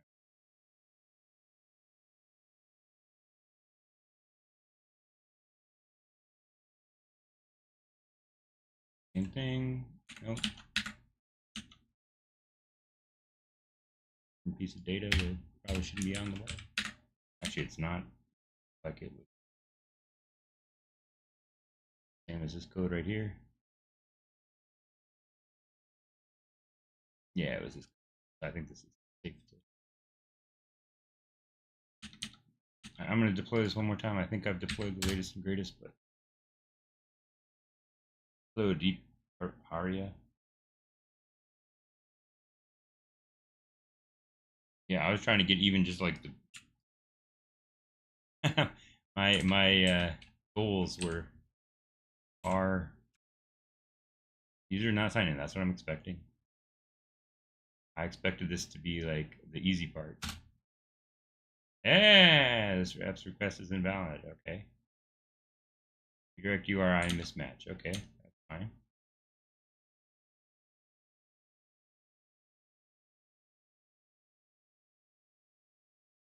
Google Auth provider. Document location host.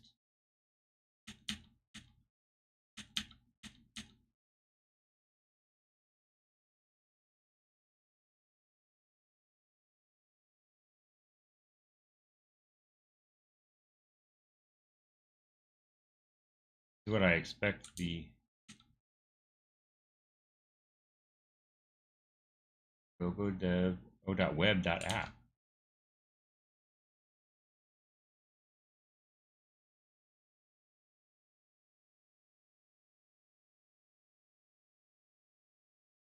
What is that?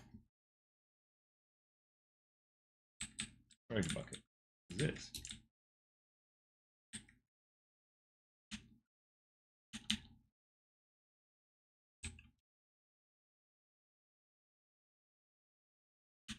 That's not the one it's giving me. Let's put this back here. This is what they want me to put on here. Even though it says .web.app here, and this says firebaseapp.com. Let's try it again. At least we got something different this time. The auth. Not signed incorrect. Redirect me. Invalid.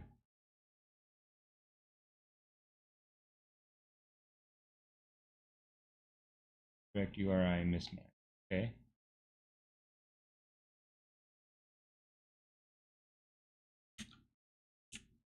Lost my.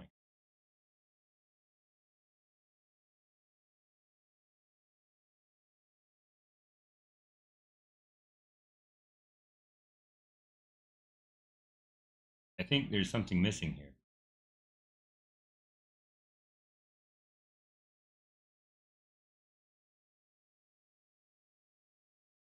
You must provide this fingerprint for each app.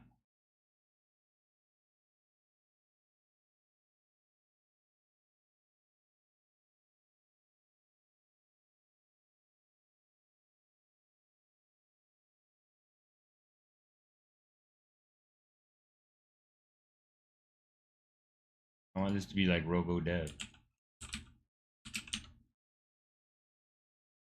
Okay. I think I'm missing something down here. I'm missing.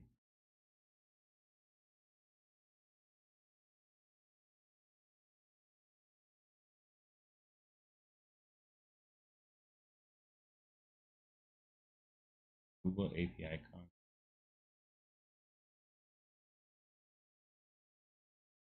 Oh, that's a secret you should.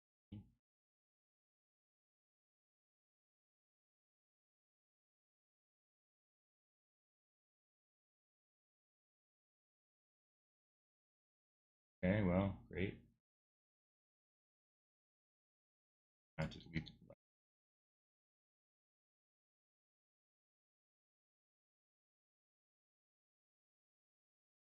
Add new provider, Google.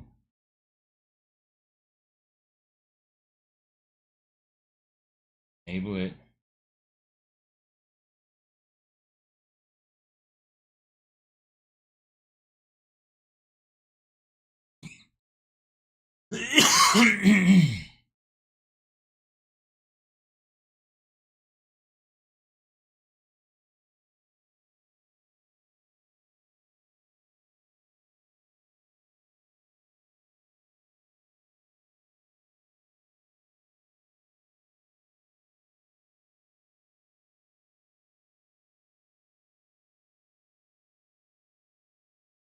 I, I, I don't know if this is good or not now. So confusing.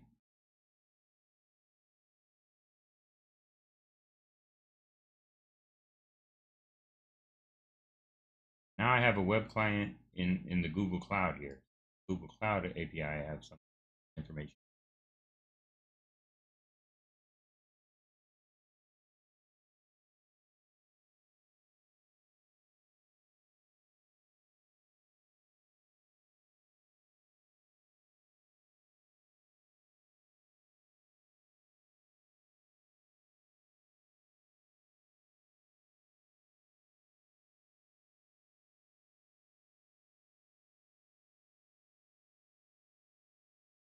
I can't show this page because it has secret information. It looks like saving that thing over here. When I went to here, it looks like when I saved that button, when I pressed that save button, it populated this thing. So I had to click enable and then save, and then that it populated this with secret stuff. Now I think this works.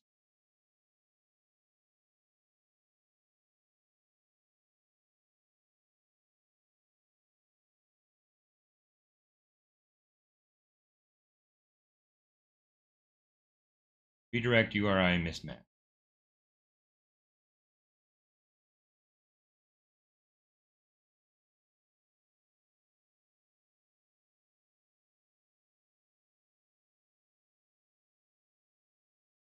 What does it say the URL was?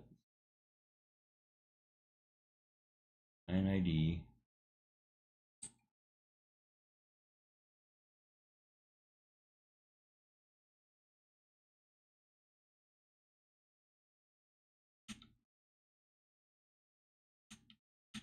It's possible it's broken because no.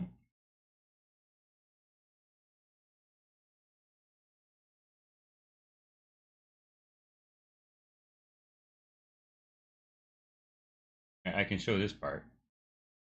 So on this part of the page, it says these are authorized JavaScript origin. This is where I'm at. Right thing. Oh, but maybe because it said document location earlier, maybe that's my problem. Because it was going to rogo.dev. But who knows if this is even. There's clearly some caching stuff here too going on. Because like earlier it was going to Gmail, so that's why I keep renaming this. So let's say GG auth. And then we have to deploy it again.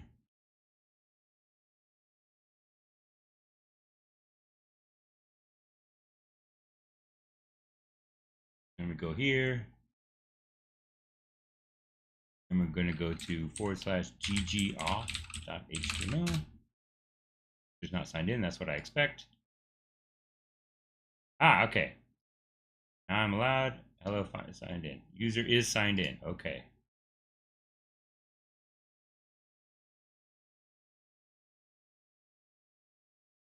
So all of that problem with Google resetting over and over again, or with redirecting over and over again, had to do with Google not sunlight coming in. Google not. I hadn't configured that thing. So okay, so the redirect is like some issue. The infinite loop is some issue with Google.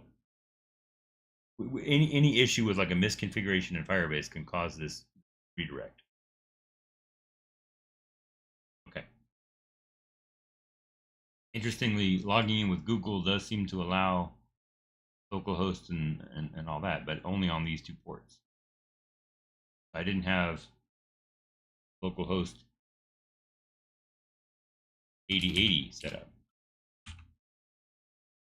So I save that. There's a button to say save. Save at the bottom. And it may take 5 minutes for a new setting to take.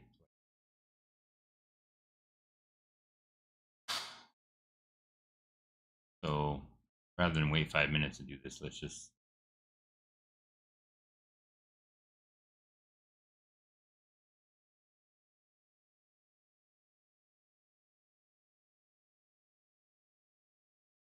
I think this was a colossal waste of time, but whatever. I have authentication now for Firebase. Now the question is, do I even want Firebase? All this nonsense was just just to set up something I don't even know if I want. And then the thought was now to do this. So I don't know who Guillermo has written this, or Guillermo Marin has written this thing about talking to it. So the idea now is, now you want to get a token.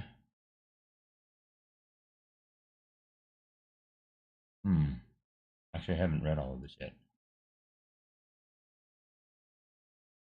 All right, let me go back. I was going to start drawing a diagram. Here we have. Right, so Firebase lets me log in. Firebase login.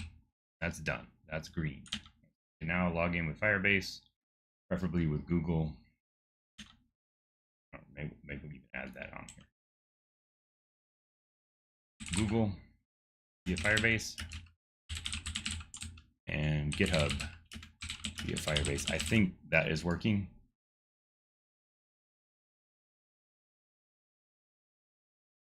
But I need to have some little button to choose between them. So choose, button to choose.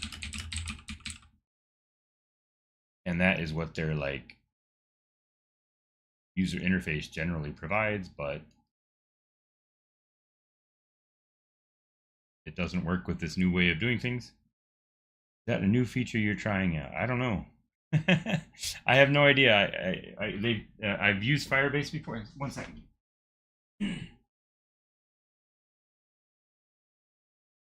I have used Firebase before, and it has this authentication setup, and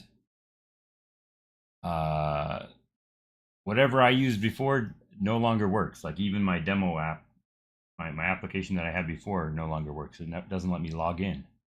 It used to work just fine from mobile and web, so I was fighting with getting the modern Firebase working. Anyway, so I'm able to log in now with Google via Firebase. Here I have a thing to make this green. All right. Or not button to choose, but menu, you know, choose provider dialog. So now I have some authentication system, period. And the next thing I want to do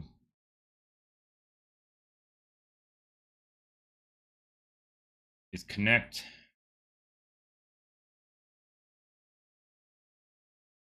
so Rogo client login.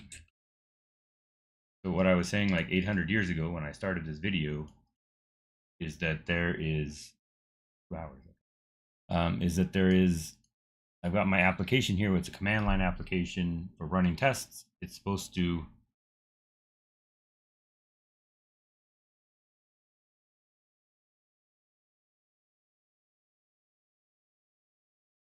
but you need to somehow be able to get a little token that allows you to log in from the command line.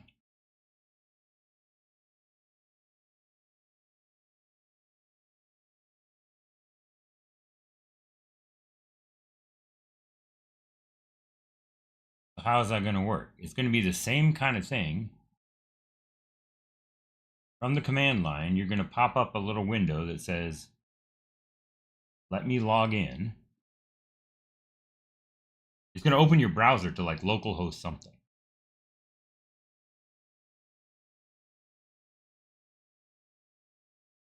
No, that's a terrible way.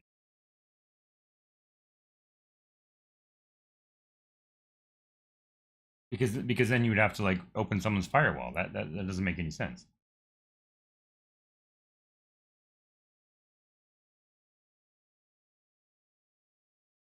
So you have to be able to get they're called like bearer tokens. You have to be able to open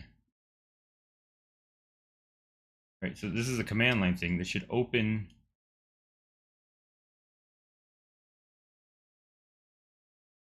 window on Firebase, on Rogo dev, right? The Rogo dev server, right?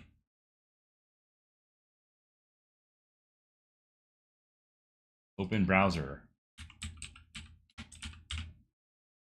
Rogo dev, and then somehow acquire a token. Get back a token.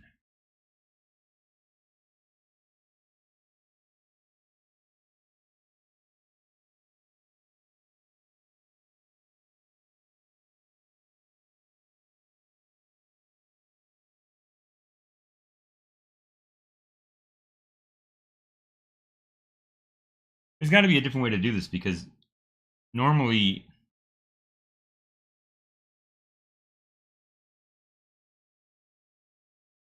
I mean, does it just,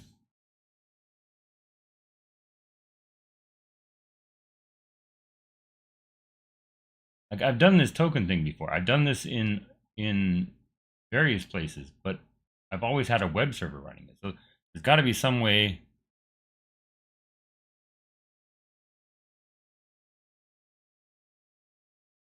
Right. You ought to be able to get like a token that allows you to connect to your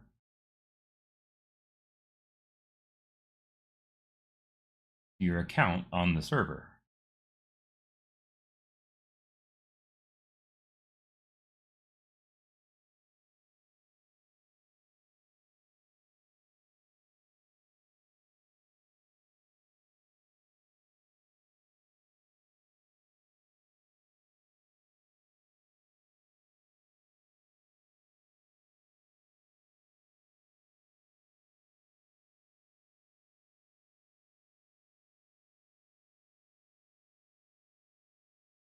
And then the token should be stored locally.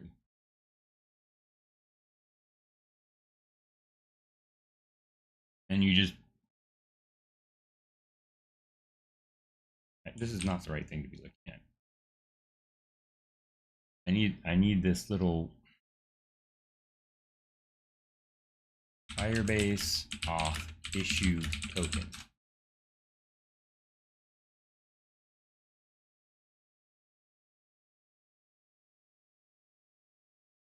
This is it. Create custom tokens.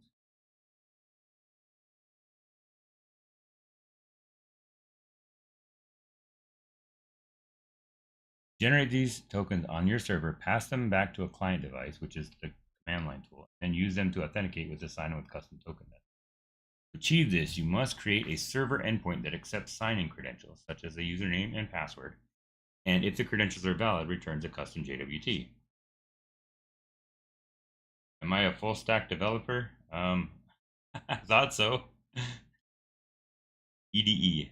You can fetch user ID from the JW token and then use it to log in. Yes. And then use it to log in.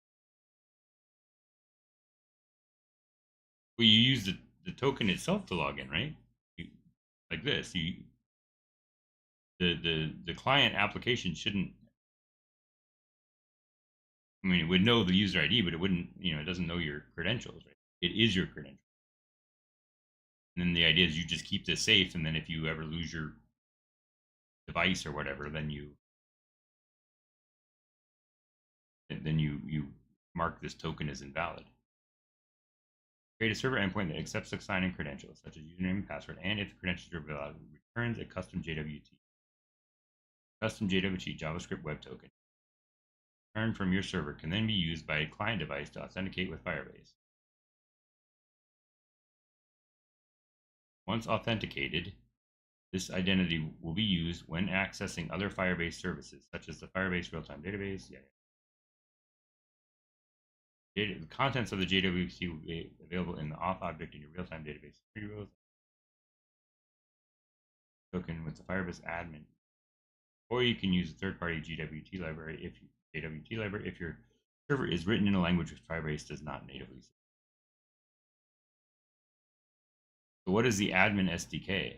That is a completely new thing that I don't know anything.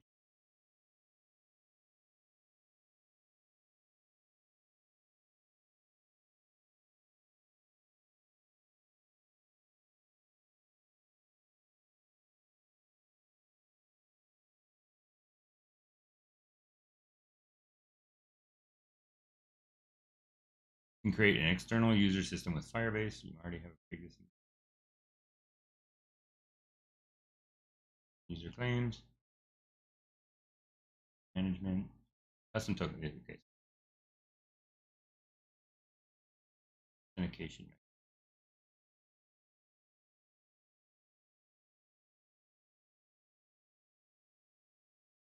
That does not sound like my use case. The primary use for creating custom tokens is to allow users to authenticate against an external or legacy authentication.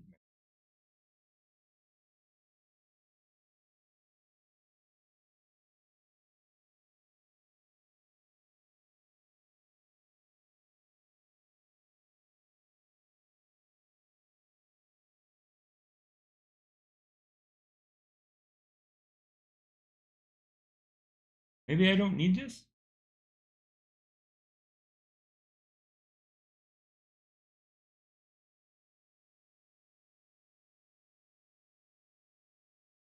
Let me think here.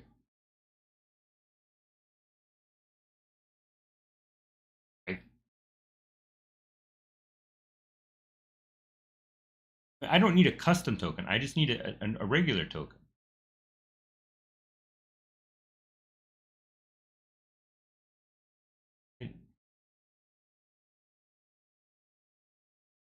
Yes, I just need a normal ID token.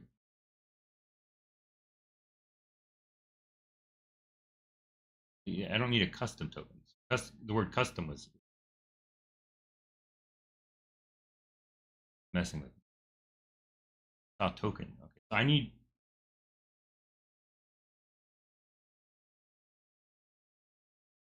I don't know what I need.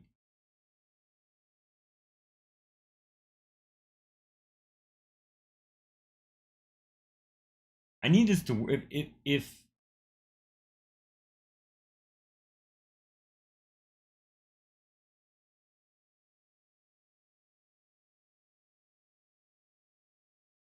I mean, we have to presume that I'm going to be using this on a. I'm going to be, I've got a server here. We got people logging in. They want to use my server. Okay. The reason they want to use my server is because they want to talk to my server is because they're using a language that does not currently run in the browser that in my test runner. So the test runner cannot just talk to the browser or cannot talk to a backend. I don't have any kind of, I they're using a language that my test runner does not natively support. There's no sandbox environment for it. They're going to use their own local machine as a sandbox. They're going to log in with it. They're going to get the client Rogo, the Rogo client, and talk to the Rogo server. They need to type Rogo login, and they will get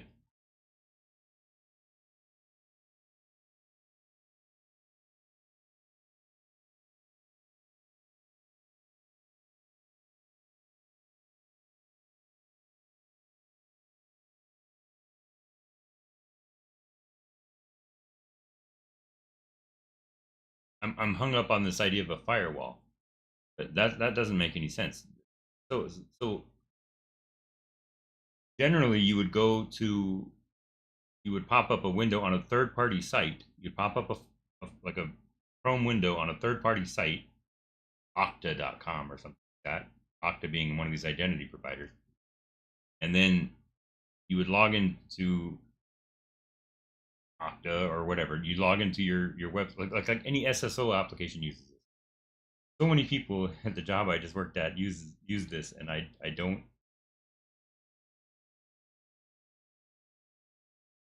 I wasn't the one actually doing it. I saw it being done, but I wasn't the one actually doing it.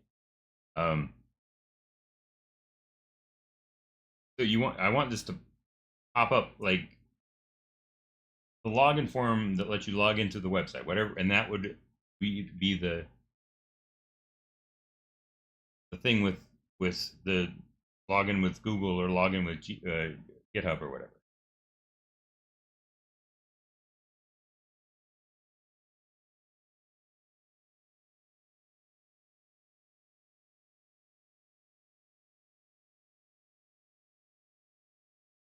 But the way it works on the back end is it like you hit a.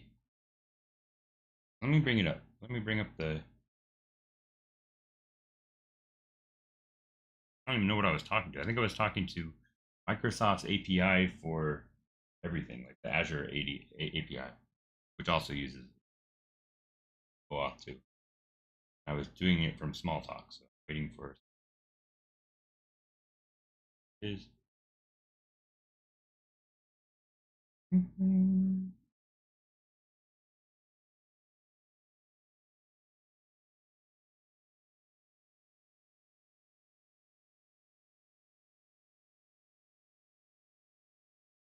Why is that red?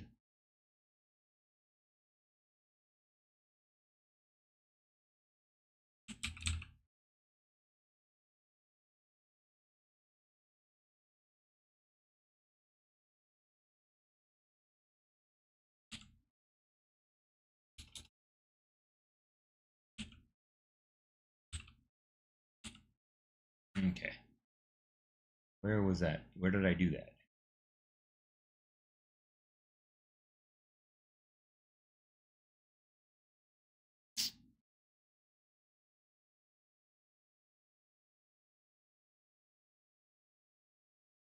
It was in a different repo, obviously.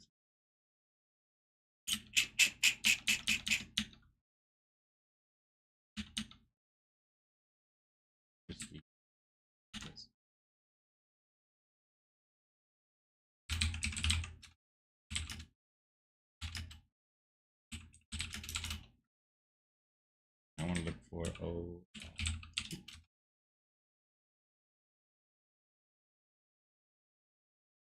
I have no idea what repo is.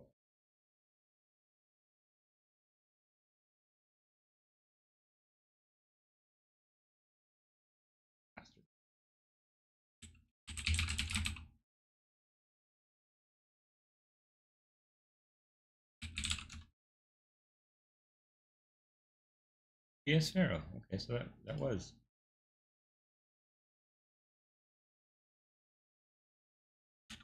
Where'd it go? It is TS Pharaoh. Come on. Packages. Just one note.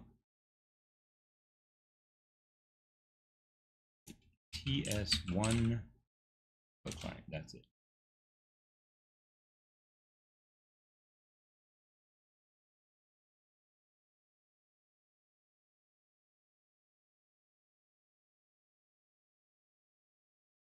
Not yet used. Code flow URL. This is a setup currently used by this class. All right, so log in with code. Okay. So the web ZN client is a web browser or is a Quest client,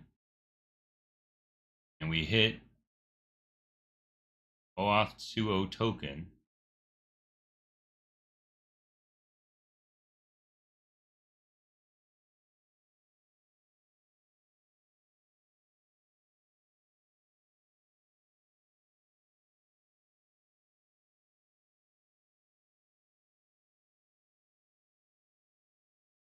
Yeah, see, but this is exactly it. It launched the little web server.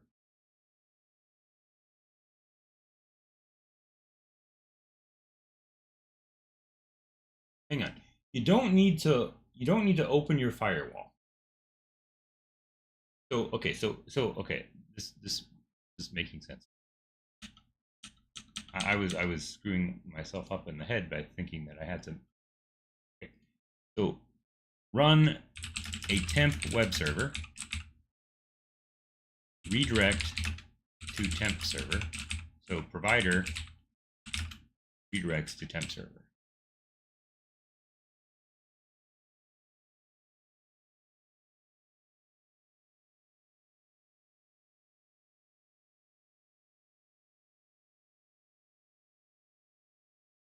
But is that how normal people do this? Yeah, this is how I've always done it.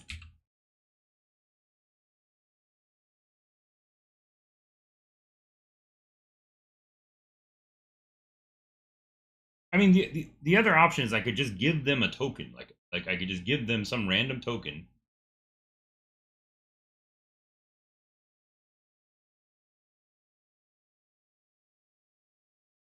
Which is one of these JWT things. I've never done it this way. And then that token becomes the entire set of credentials that they need to log in.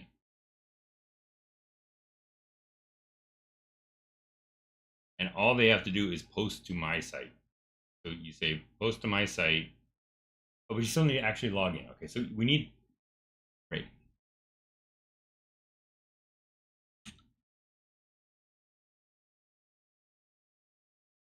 In the end, Rogo CLI sends token, and then Rogo server accepts token. And tokens can expire. Tokens can expire and refresh, right? And so what we try to do is log in and refresh the token. So how do we get a token? How to get token and how to refresh token. Like all that is easy, except for the refresh, right? The refresh part says, well,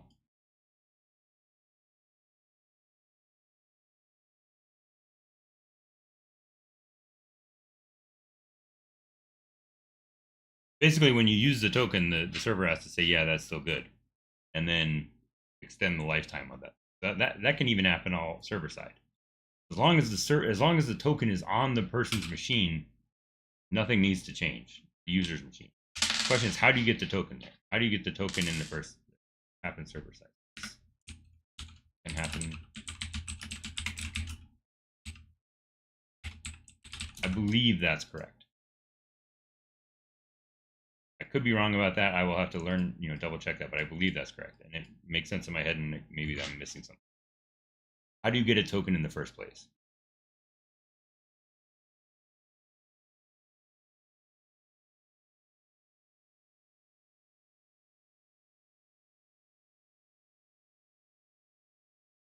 You run a temporary web server, and you redirect to that web server.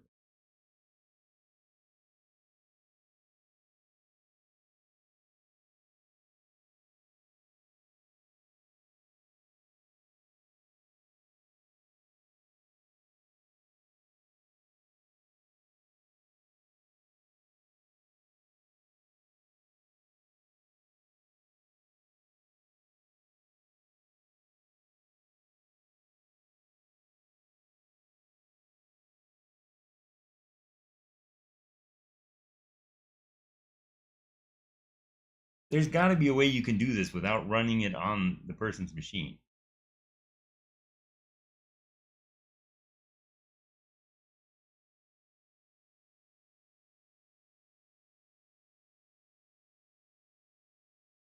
Because at every point, here's what I'm thinking. You have to say that it's going to run on this particular port, but the user might have that port already in use. So they might want to say a different port. But then now you've got to tell it that other port is a valid redirect URL.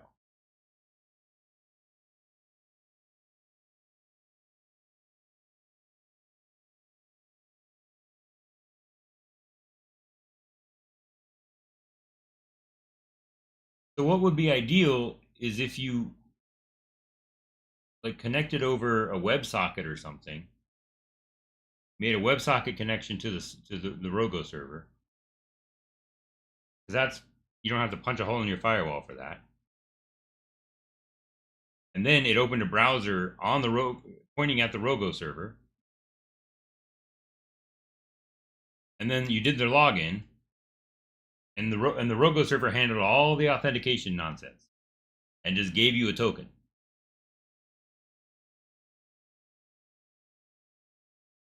And now you've got like a little thing on your server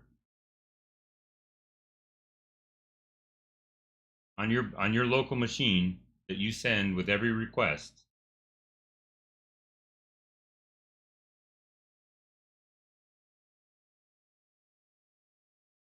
And it just comes over this little pipe thing that you open. So you open the pipeline, then you open a browser.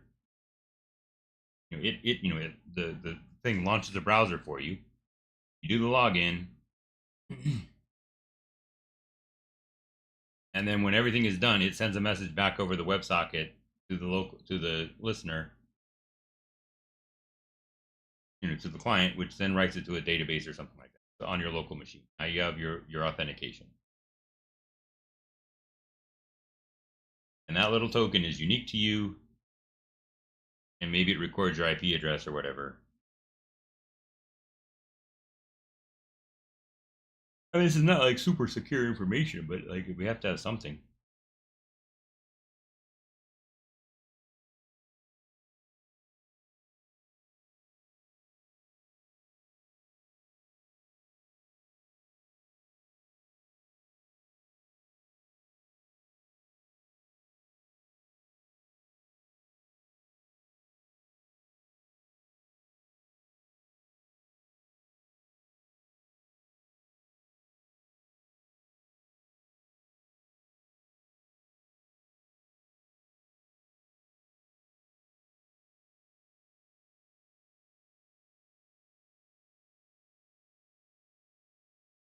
I think that's fine. I think if it has that, it's fine. And then the actual token would be a JWT thing. So maybe that is a custom token. Third-party JWT. Your Firebase app community backend server. Yes, so I have a backend server and it's a client app. You might need to identify the current sign-in user on your server. Yes, that's what I want to do. That's exactly what I want to do. You can do this by using ID tokens, which are created by Firebase. The user signs into the Firebase app. Spec and contain, I need to read about that. Contain data to identify users with some other profile and authentication. Then verify and inspect these tokens from your own backends. This allows you to securely identify the currently signed in user and authorize them into your own backend resource.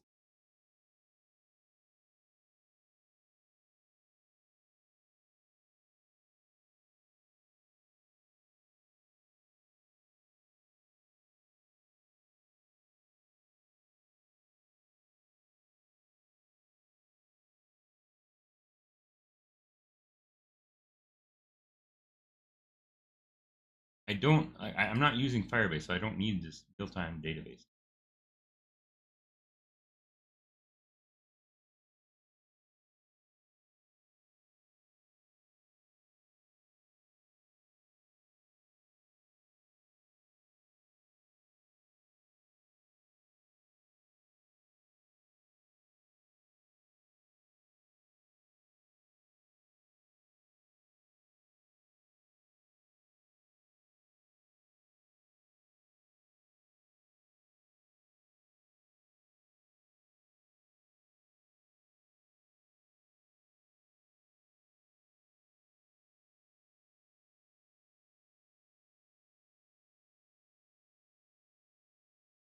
I think I need to learn about this.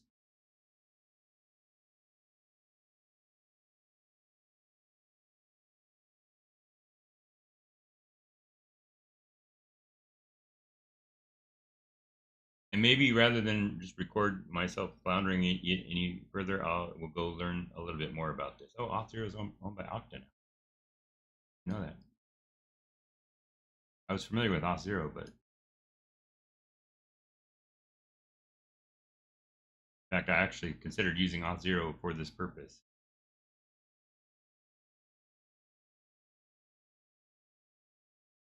rather than Firebase.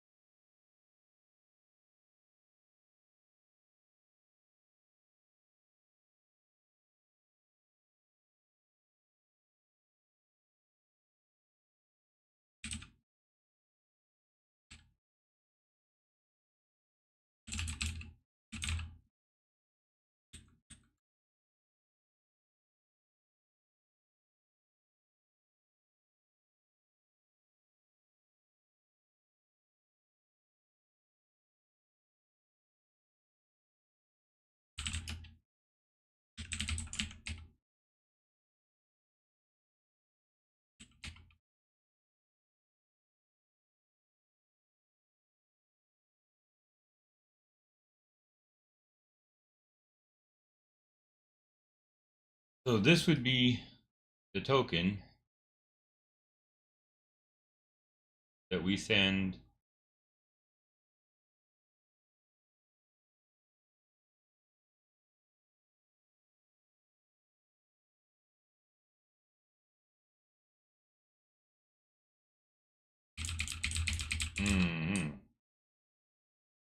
I see. They're using a fake secret here. We have a secret on the server. We issue the token.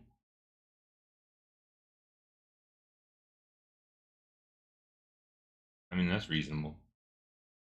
You issue this piece of encrypted thing, encoded thing.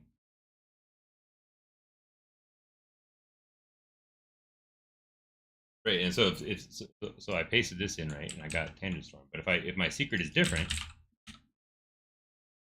and I paste it in, it's an invalid signature.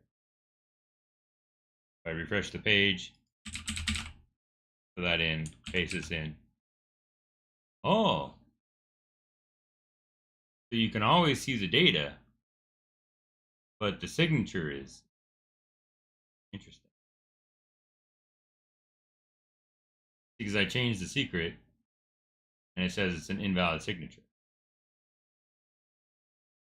So, so we have a header. This is the header. This is the payload, and then this is the signature. Header, payload, signature. Literally, this is not encryption. This is just encoding this in some special way.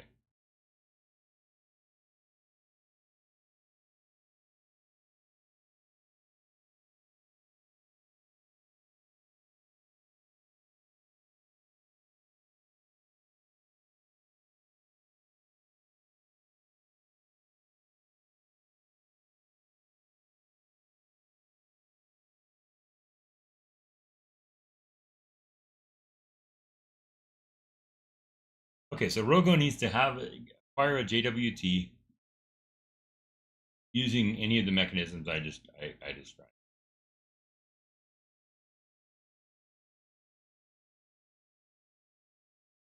Right, I'm good with that. I understand enough of this to. So I think we need to have a way like Rogo needs a get token WebSocket onto it. It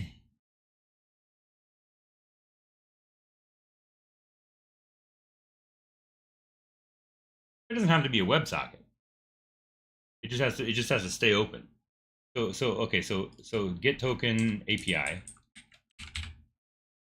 So Rogo server needs a get token API. The server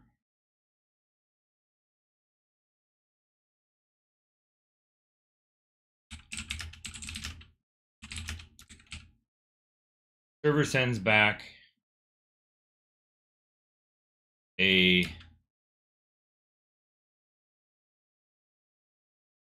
what I guess it would also be called a token, but like a pre-token, like a pre-token kind of thing.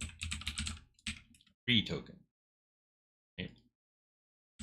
Now pass pre-token to pop-up browser window. So you tell your it instructs the operating system to launch a browser and open a URL that contains this token. So now you didn't have to open a socket or anything. You just connected. You made an outgoing connection from the command line. So it's opening a connection. It got that back. It got a token, like a pre-token back. Pops up the window. Now you log in. You may already be logged in. So you either logged in or already logged in. Logged in already, or login, show login page. And you've already got an account here. So you this is not sign in with GitHub or whatever. This is, but well, it could be sign in with GitHub and not create an account with GitHub. login page. And then either way, you're going to wind up getting, it's not that you're logged in already, it's that you have like a cookie or something and you set it to like always remember me or something like that. And so now you complete the login process. Either way, you complete the login process.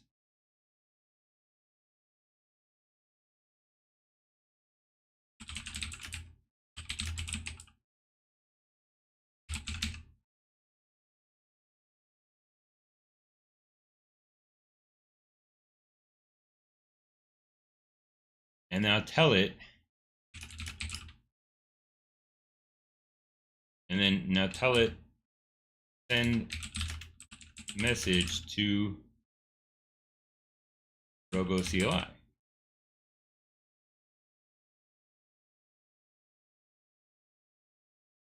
And then I should probably do this as like a UML communication system. I don't know.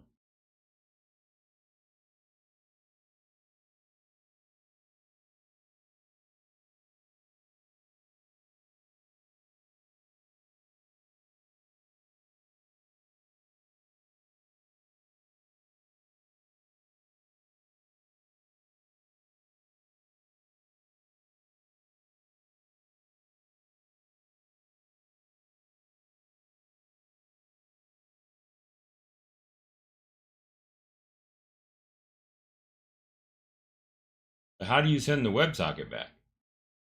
How does the WebSocket connect to this?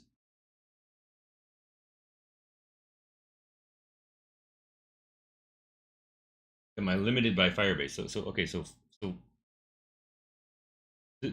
I think what I have here works. In my head here, it works.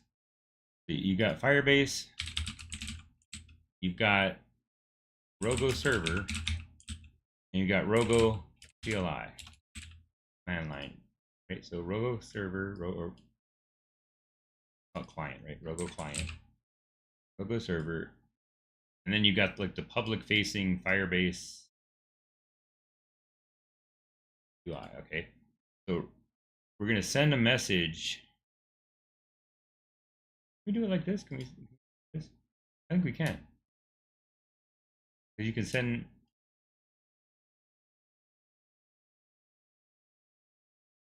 I think you can connect it. Yeah, but you can send these. You can draw these little messages, but they're not. That's okay. You can't specify where they are vertically yet. Can you? You could fake it like.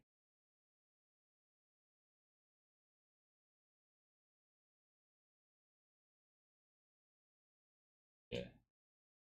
Well connected thing. So the Rogo client sends login to the server or get token, and then this sends back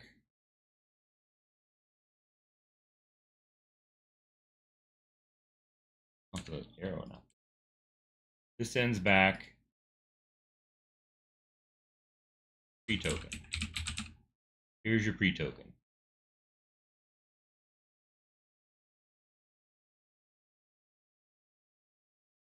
Pre-token. Now you use that pre-token to log in to the public site.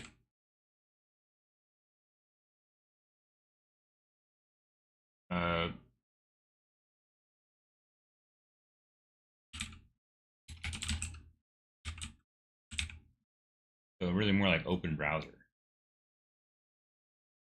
Maybe that's not right.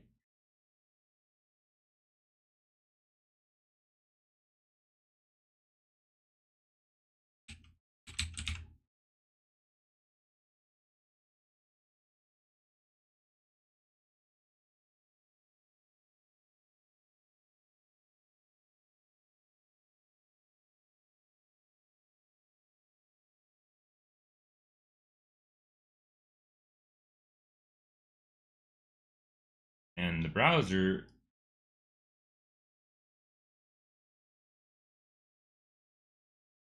is going to now talk to the server, right? Talk to the web server.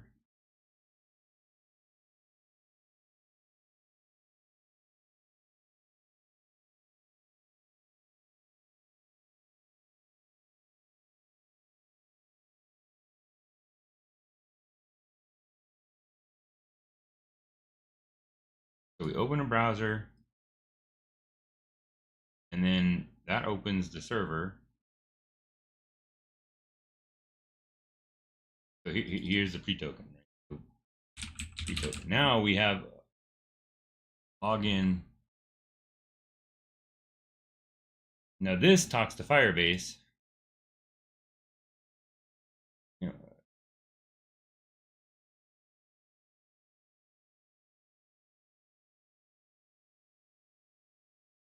right. So then this is telling it, you know,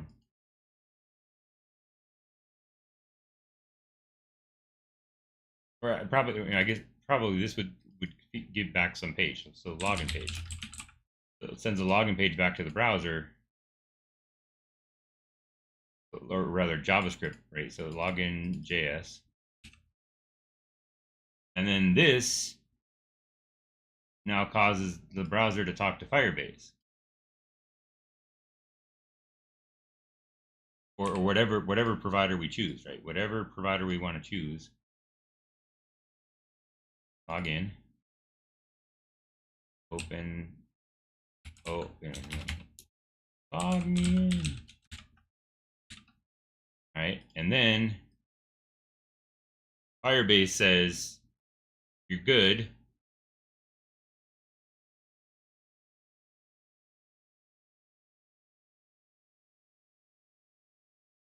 So it says it sends a redirect.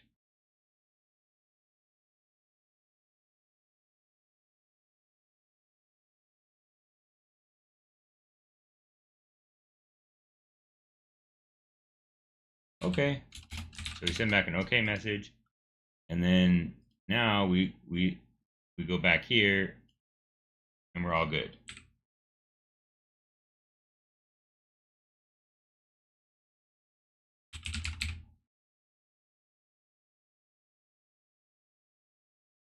And then now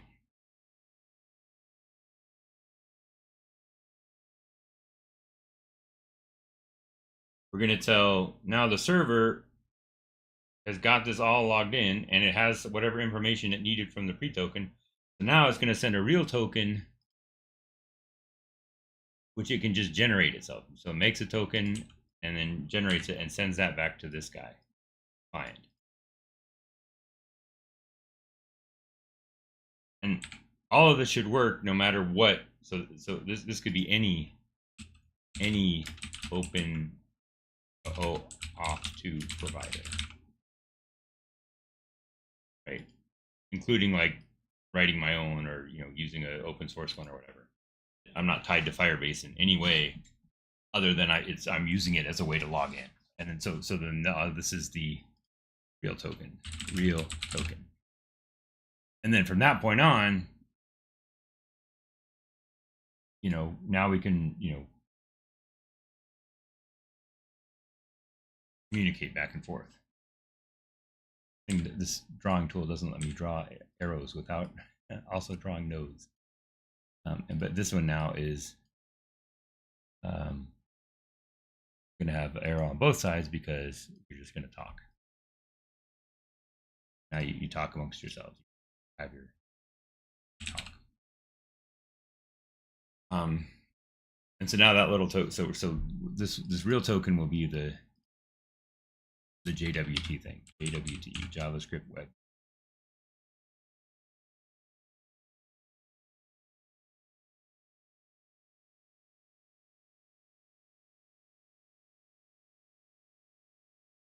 So the server will be like stateful in the sense that it will have, whenever you send this, it says, okay, I'm going to expect a login now. So it sets this up, and when you open the browser, open browser using pre-token. pre-token in URL. Open with pre-token in URL. And then it sends the pre-token to the server, creates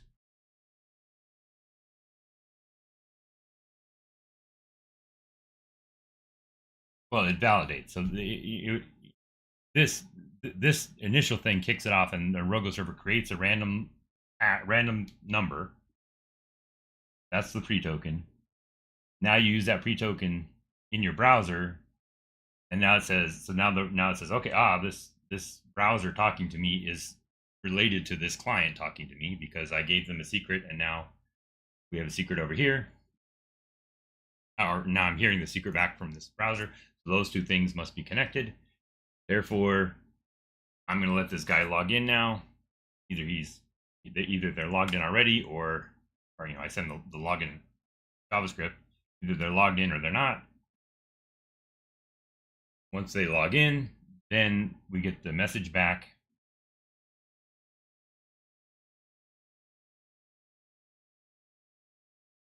With the pre-token? I'm not sure. I'll have to try that out when I see it. But we get anyway. Once this is complete, we know who we are, and we send this.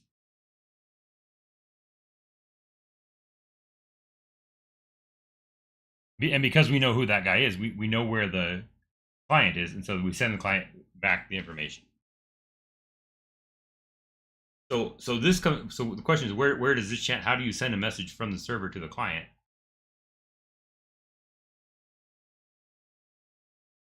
And maybe the answer is maybe this is get pre, and then we send another request, and that is get JWT.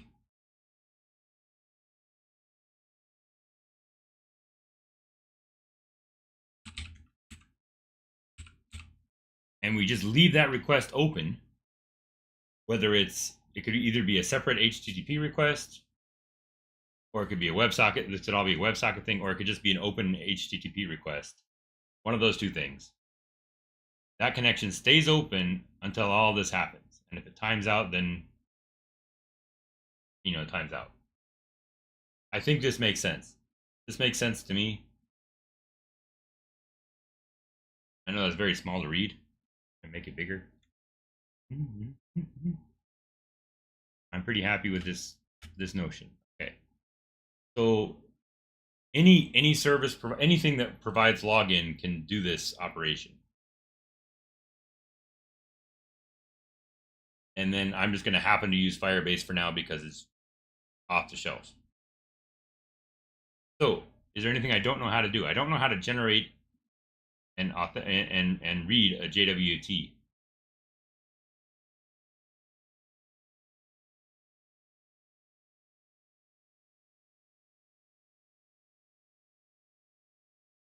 Every time this sends a message, it's going to have to send that token.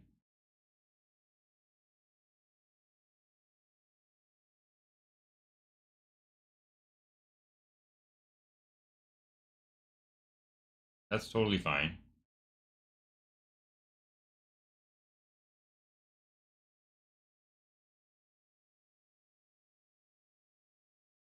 The token, if I do use the JWT thing, then it's going to be something that you could decrypt by going to that website.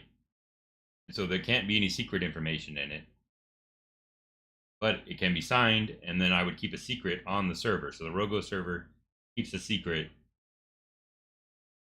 that can then be used to sign the JWT. So we'll say sign JWT.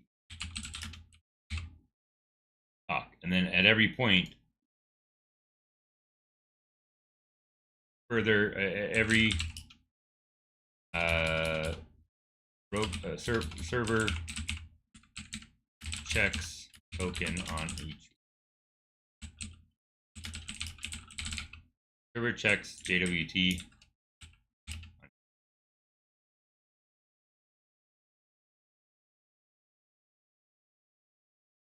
And of course, if the JWT is invalid, then it'll prompt you to log in again. If bad, we do this all again. User must log in again. Okay. I'm happy with this workflow. I just have to implement it. This part right here is all done. So maybe add a node like Firebase. Done at Firebase. Done at Firebase. Done via Firebase.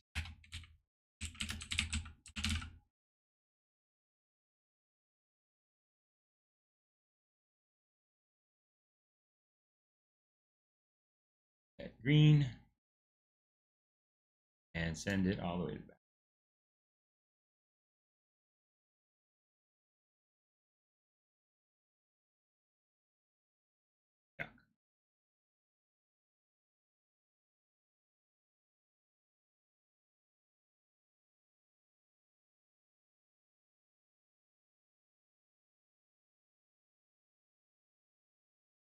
There we go. All this stuff is done.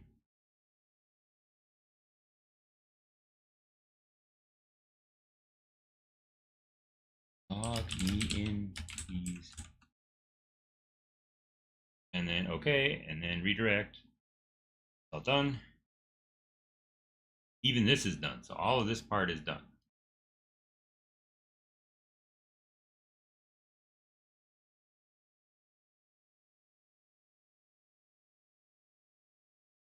Sending back a random token is easy.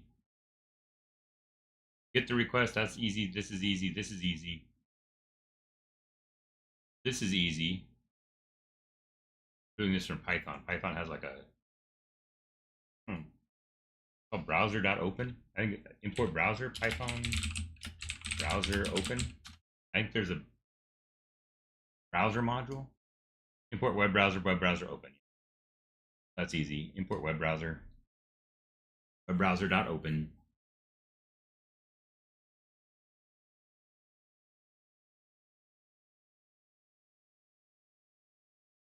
Okay, I've been at this for 3 hours. I think I will, I've done my exploration. I've got a pretty good idea what I'm building here. 3 hours of rambling, but we made it through Firebase and we made it through talking through this idea. Oh, I guess I need to actually get an JWT module, but it looks like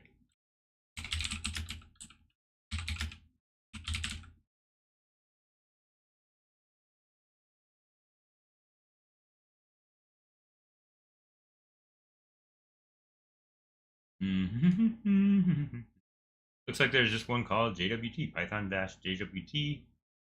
Import it with pip, and like it has everything you need to do, everything you need for that.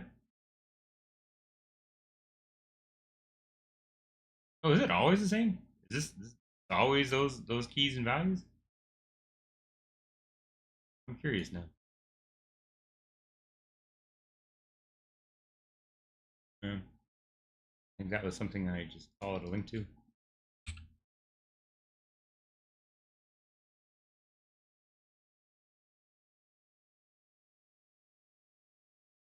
Can't you put anything? Key? What? Okay, so you can put anything in here. Do you have to have this?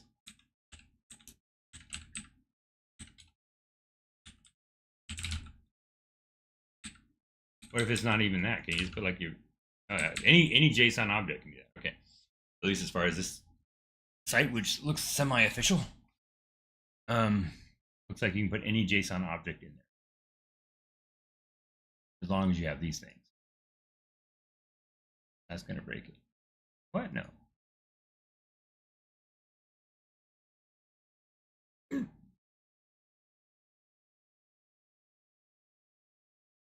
Okay, so I need the web browser module, which comes built into Python. And then the JWT module, which is on PyPy. Where's my? So this is just for following the convention.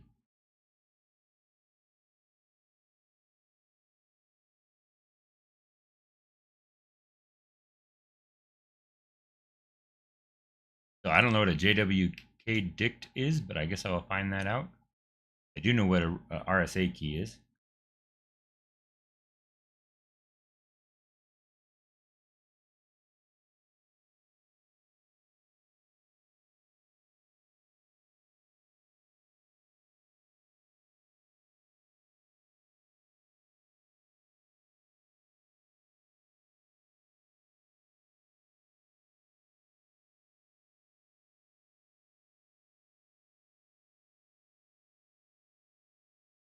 So I probably do need to figure out how to generate one of these keys or just use a M. Any of those is fine with me. I wonder if one of them is, it probably doesn't even matter if it's faster or not. All right, so we need to install a pip install JWT and then import web browser up here. Import web browser. These don't have to be huge. I don't know why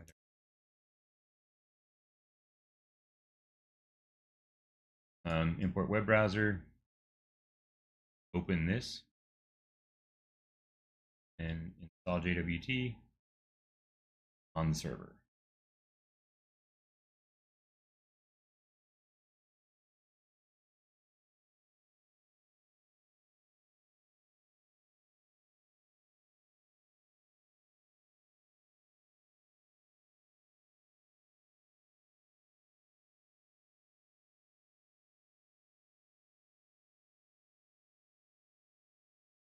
That's it. That's all I need. This thing just sits here waiting until.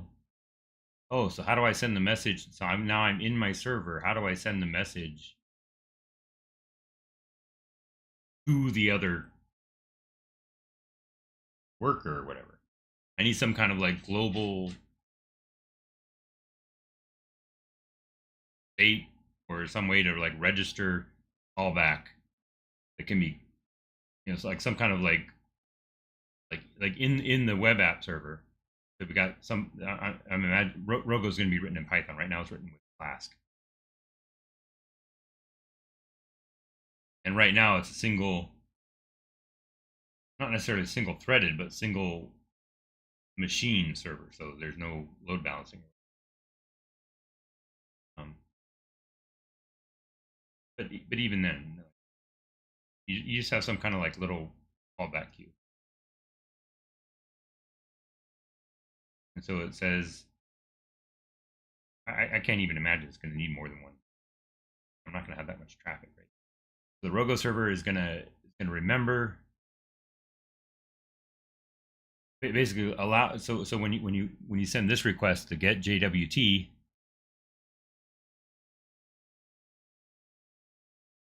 oh, it's also going to send the pre equals whatever. So somehow this could all even be one request if you were using WebSocket. But you send one response back. Now you send this back. You send this back. So you send the pre-token, send it to the browser, which sends it back to the server. So now you've got two things both talking with the same key that has already been registered and is already like signed or whatever. It could be signed.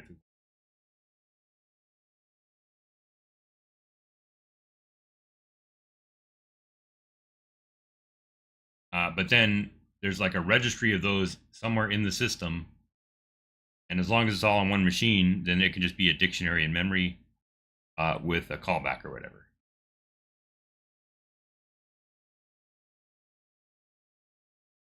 And then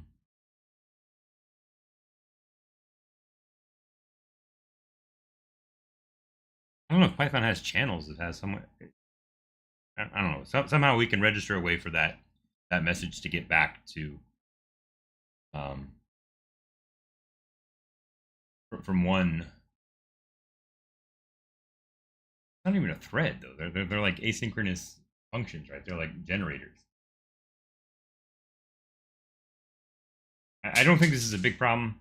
It's going to require a little bit of thought when I go to implement it, but I think like I see how to implement all of this. So I'm going to stop here, and then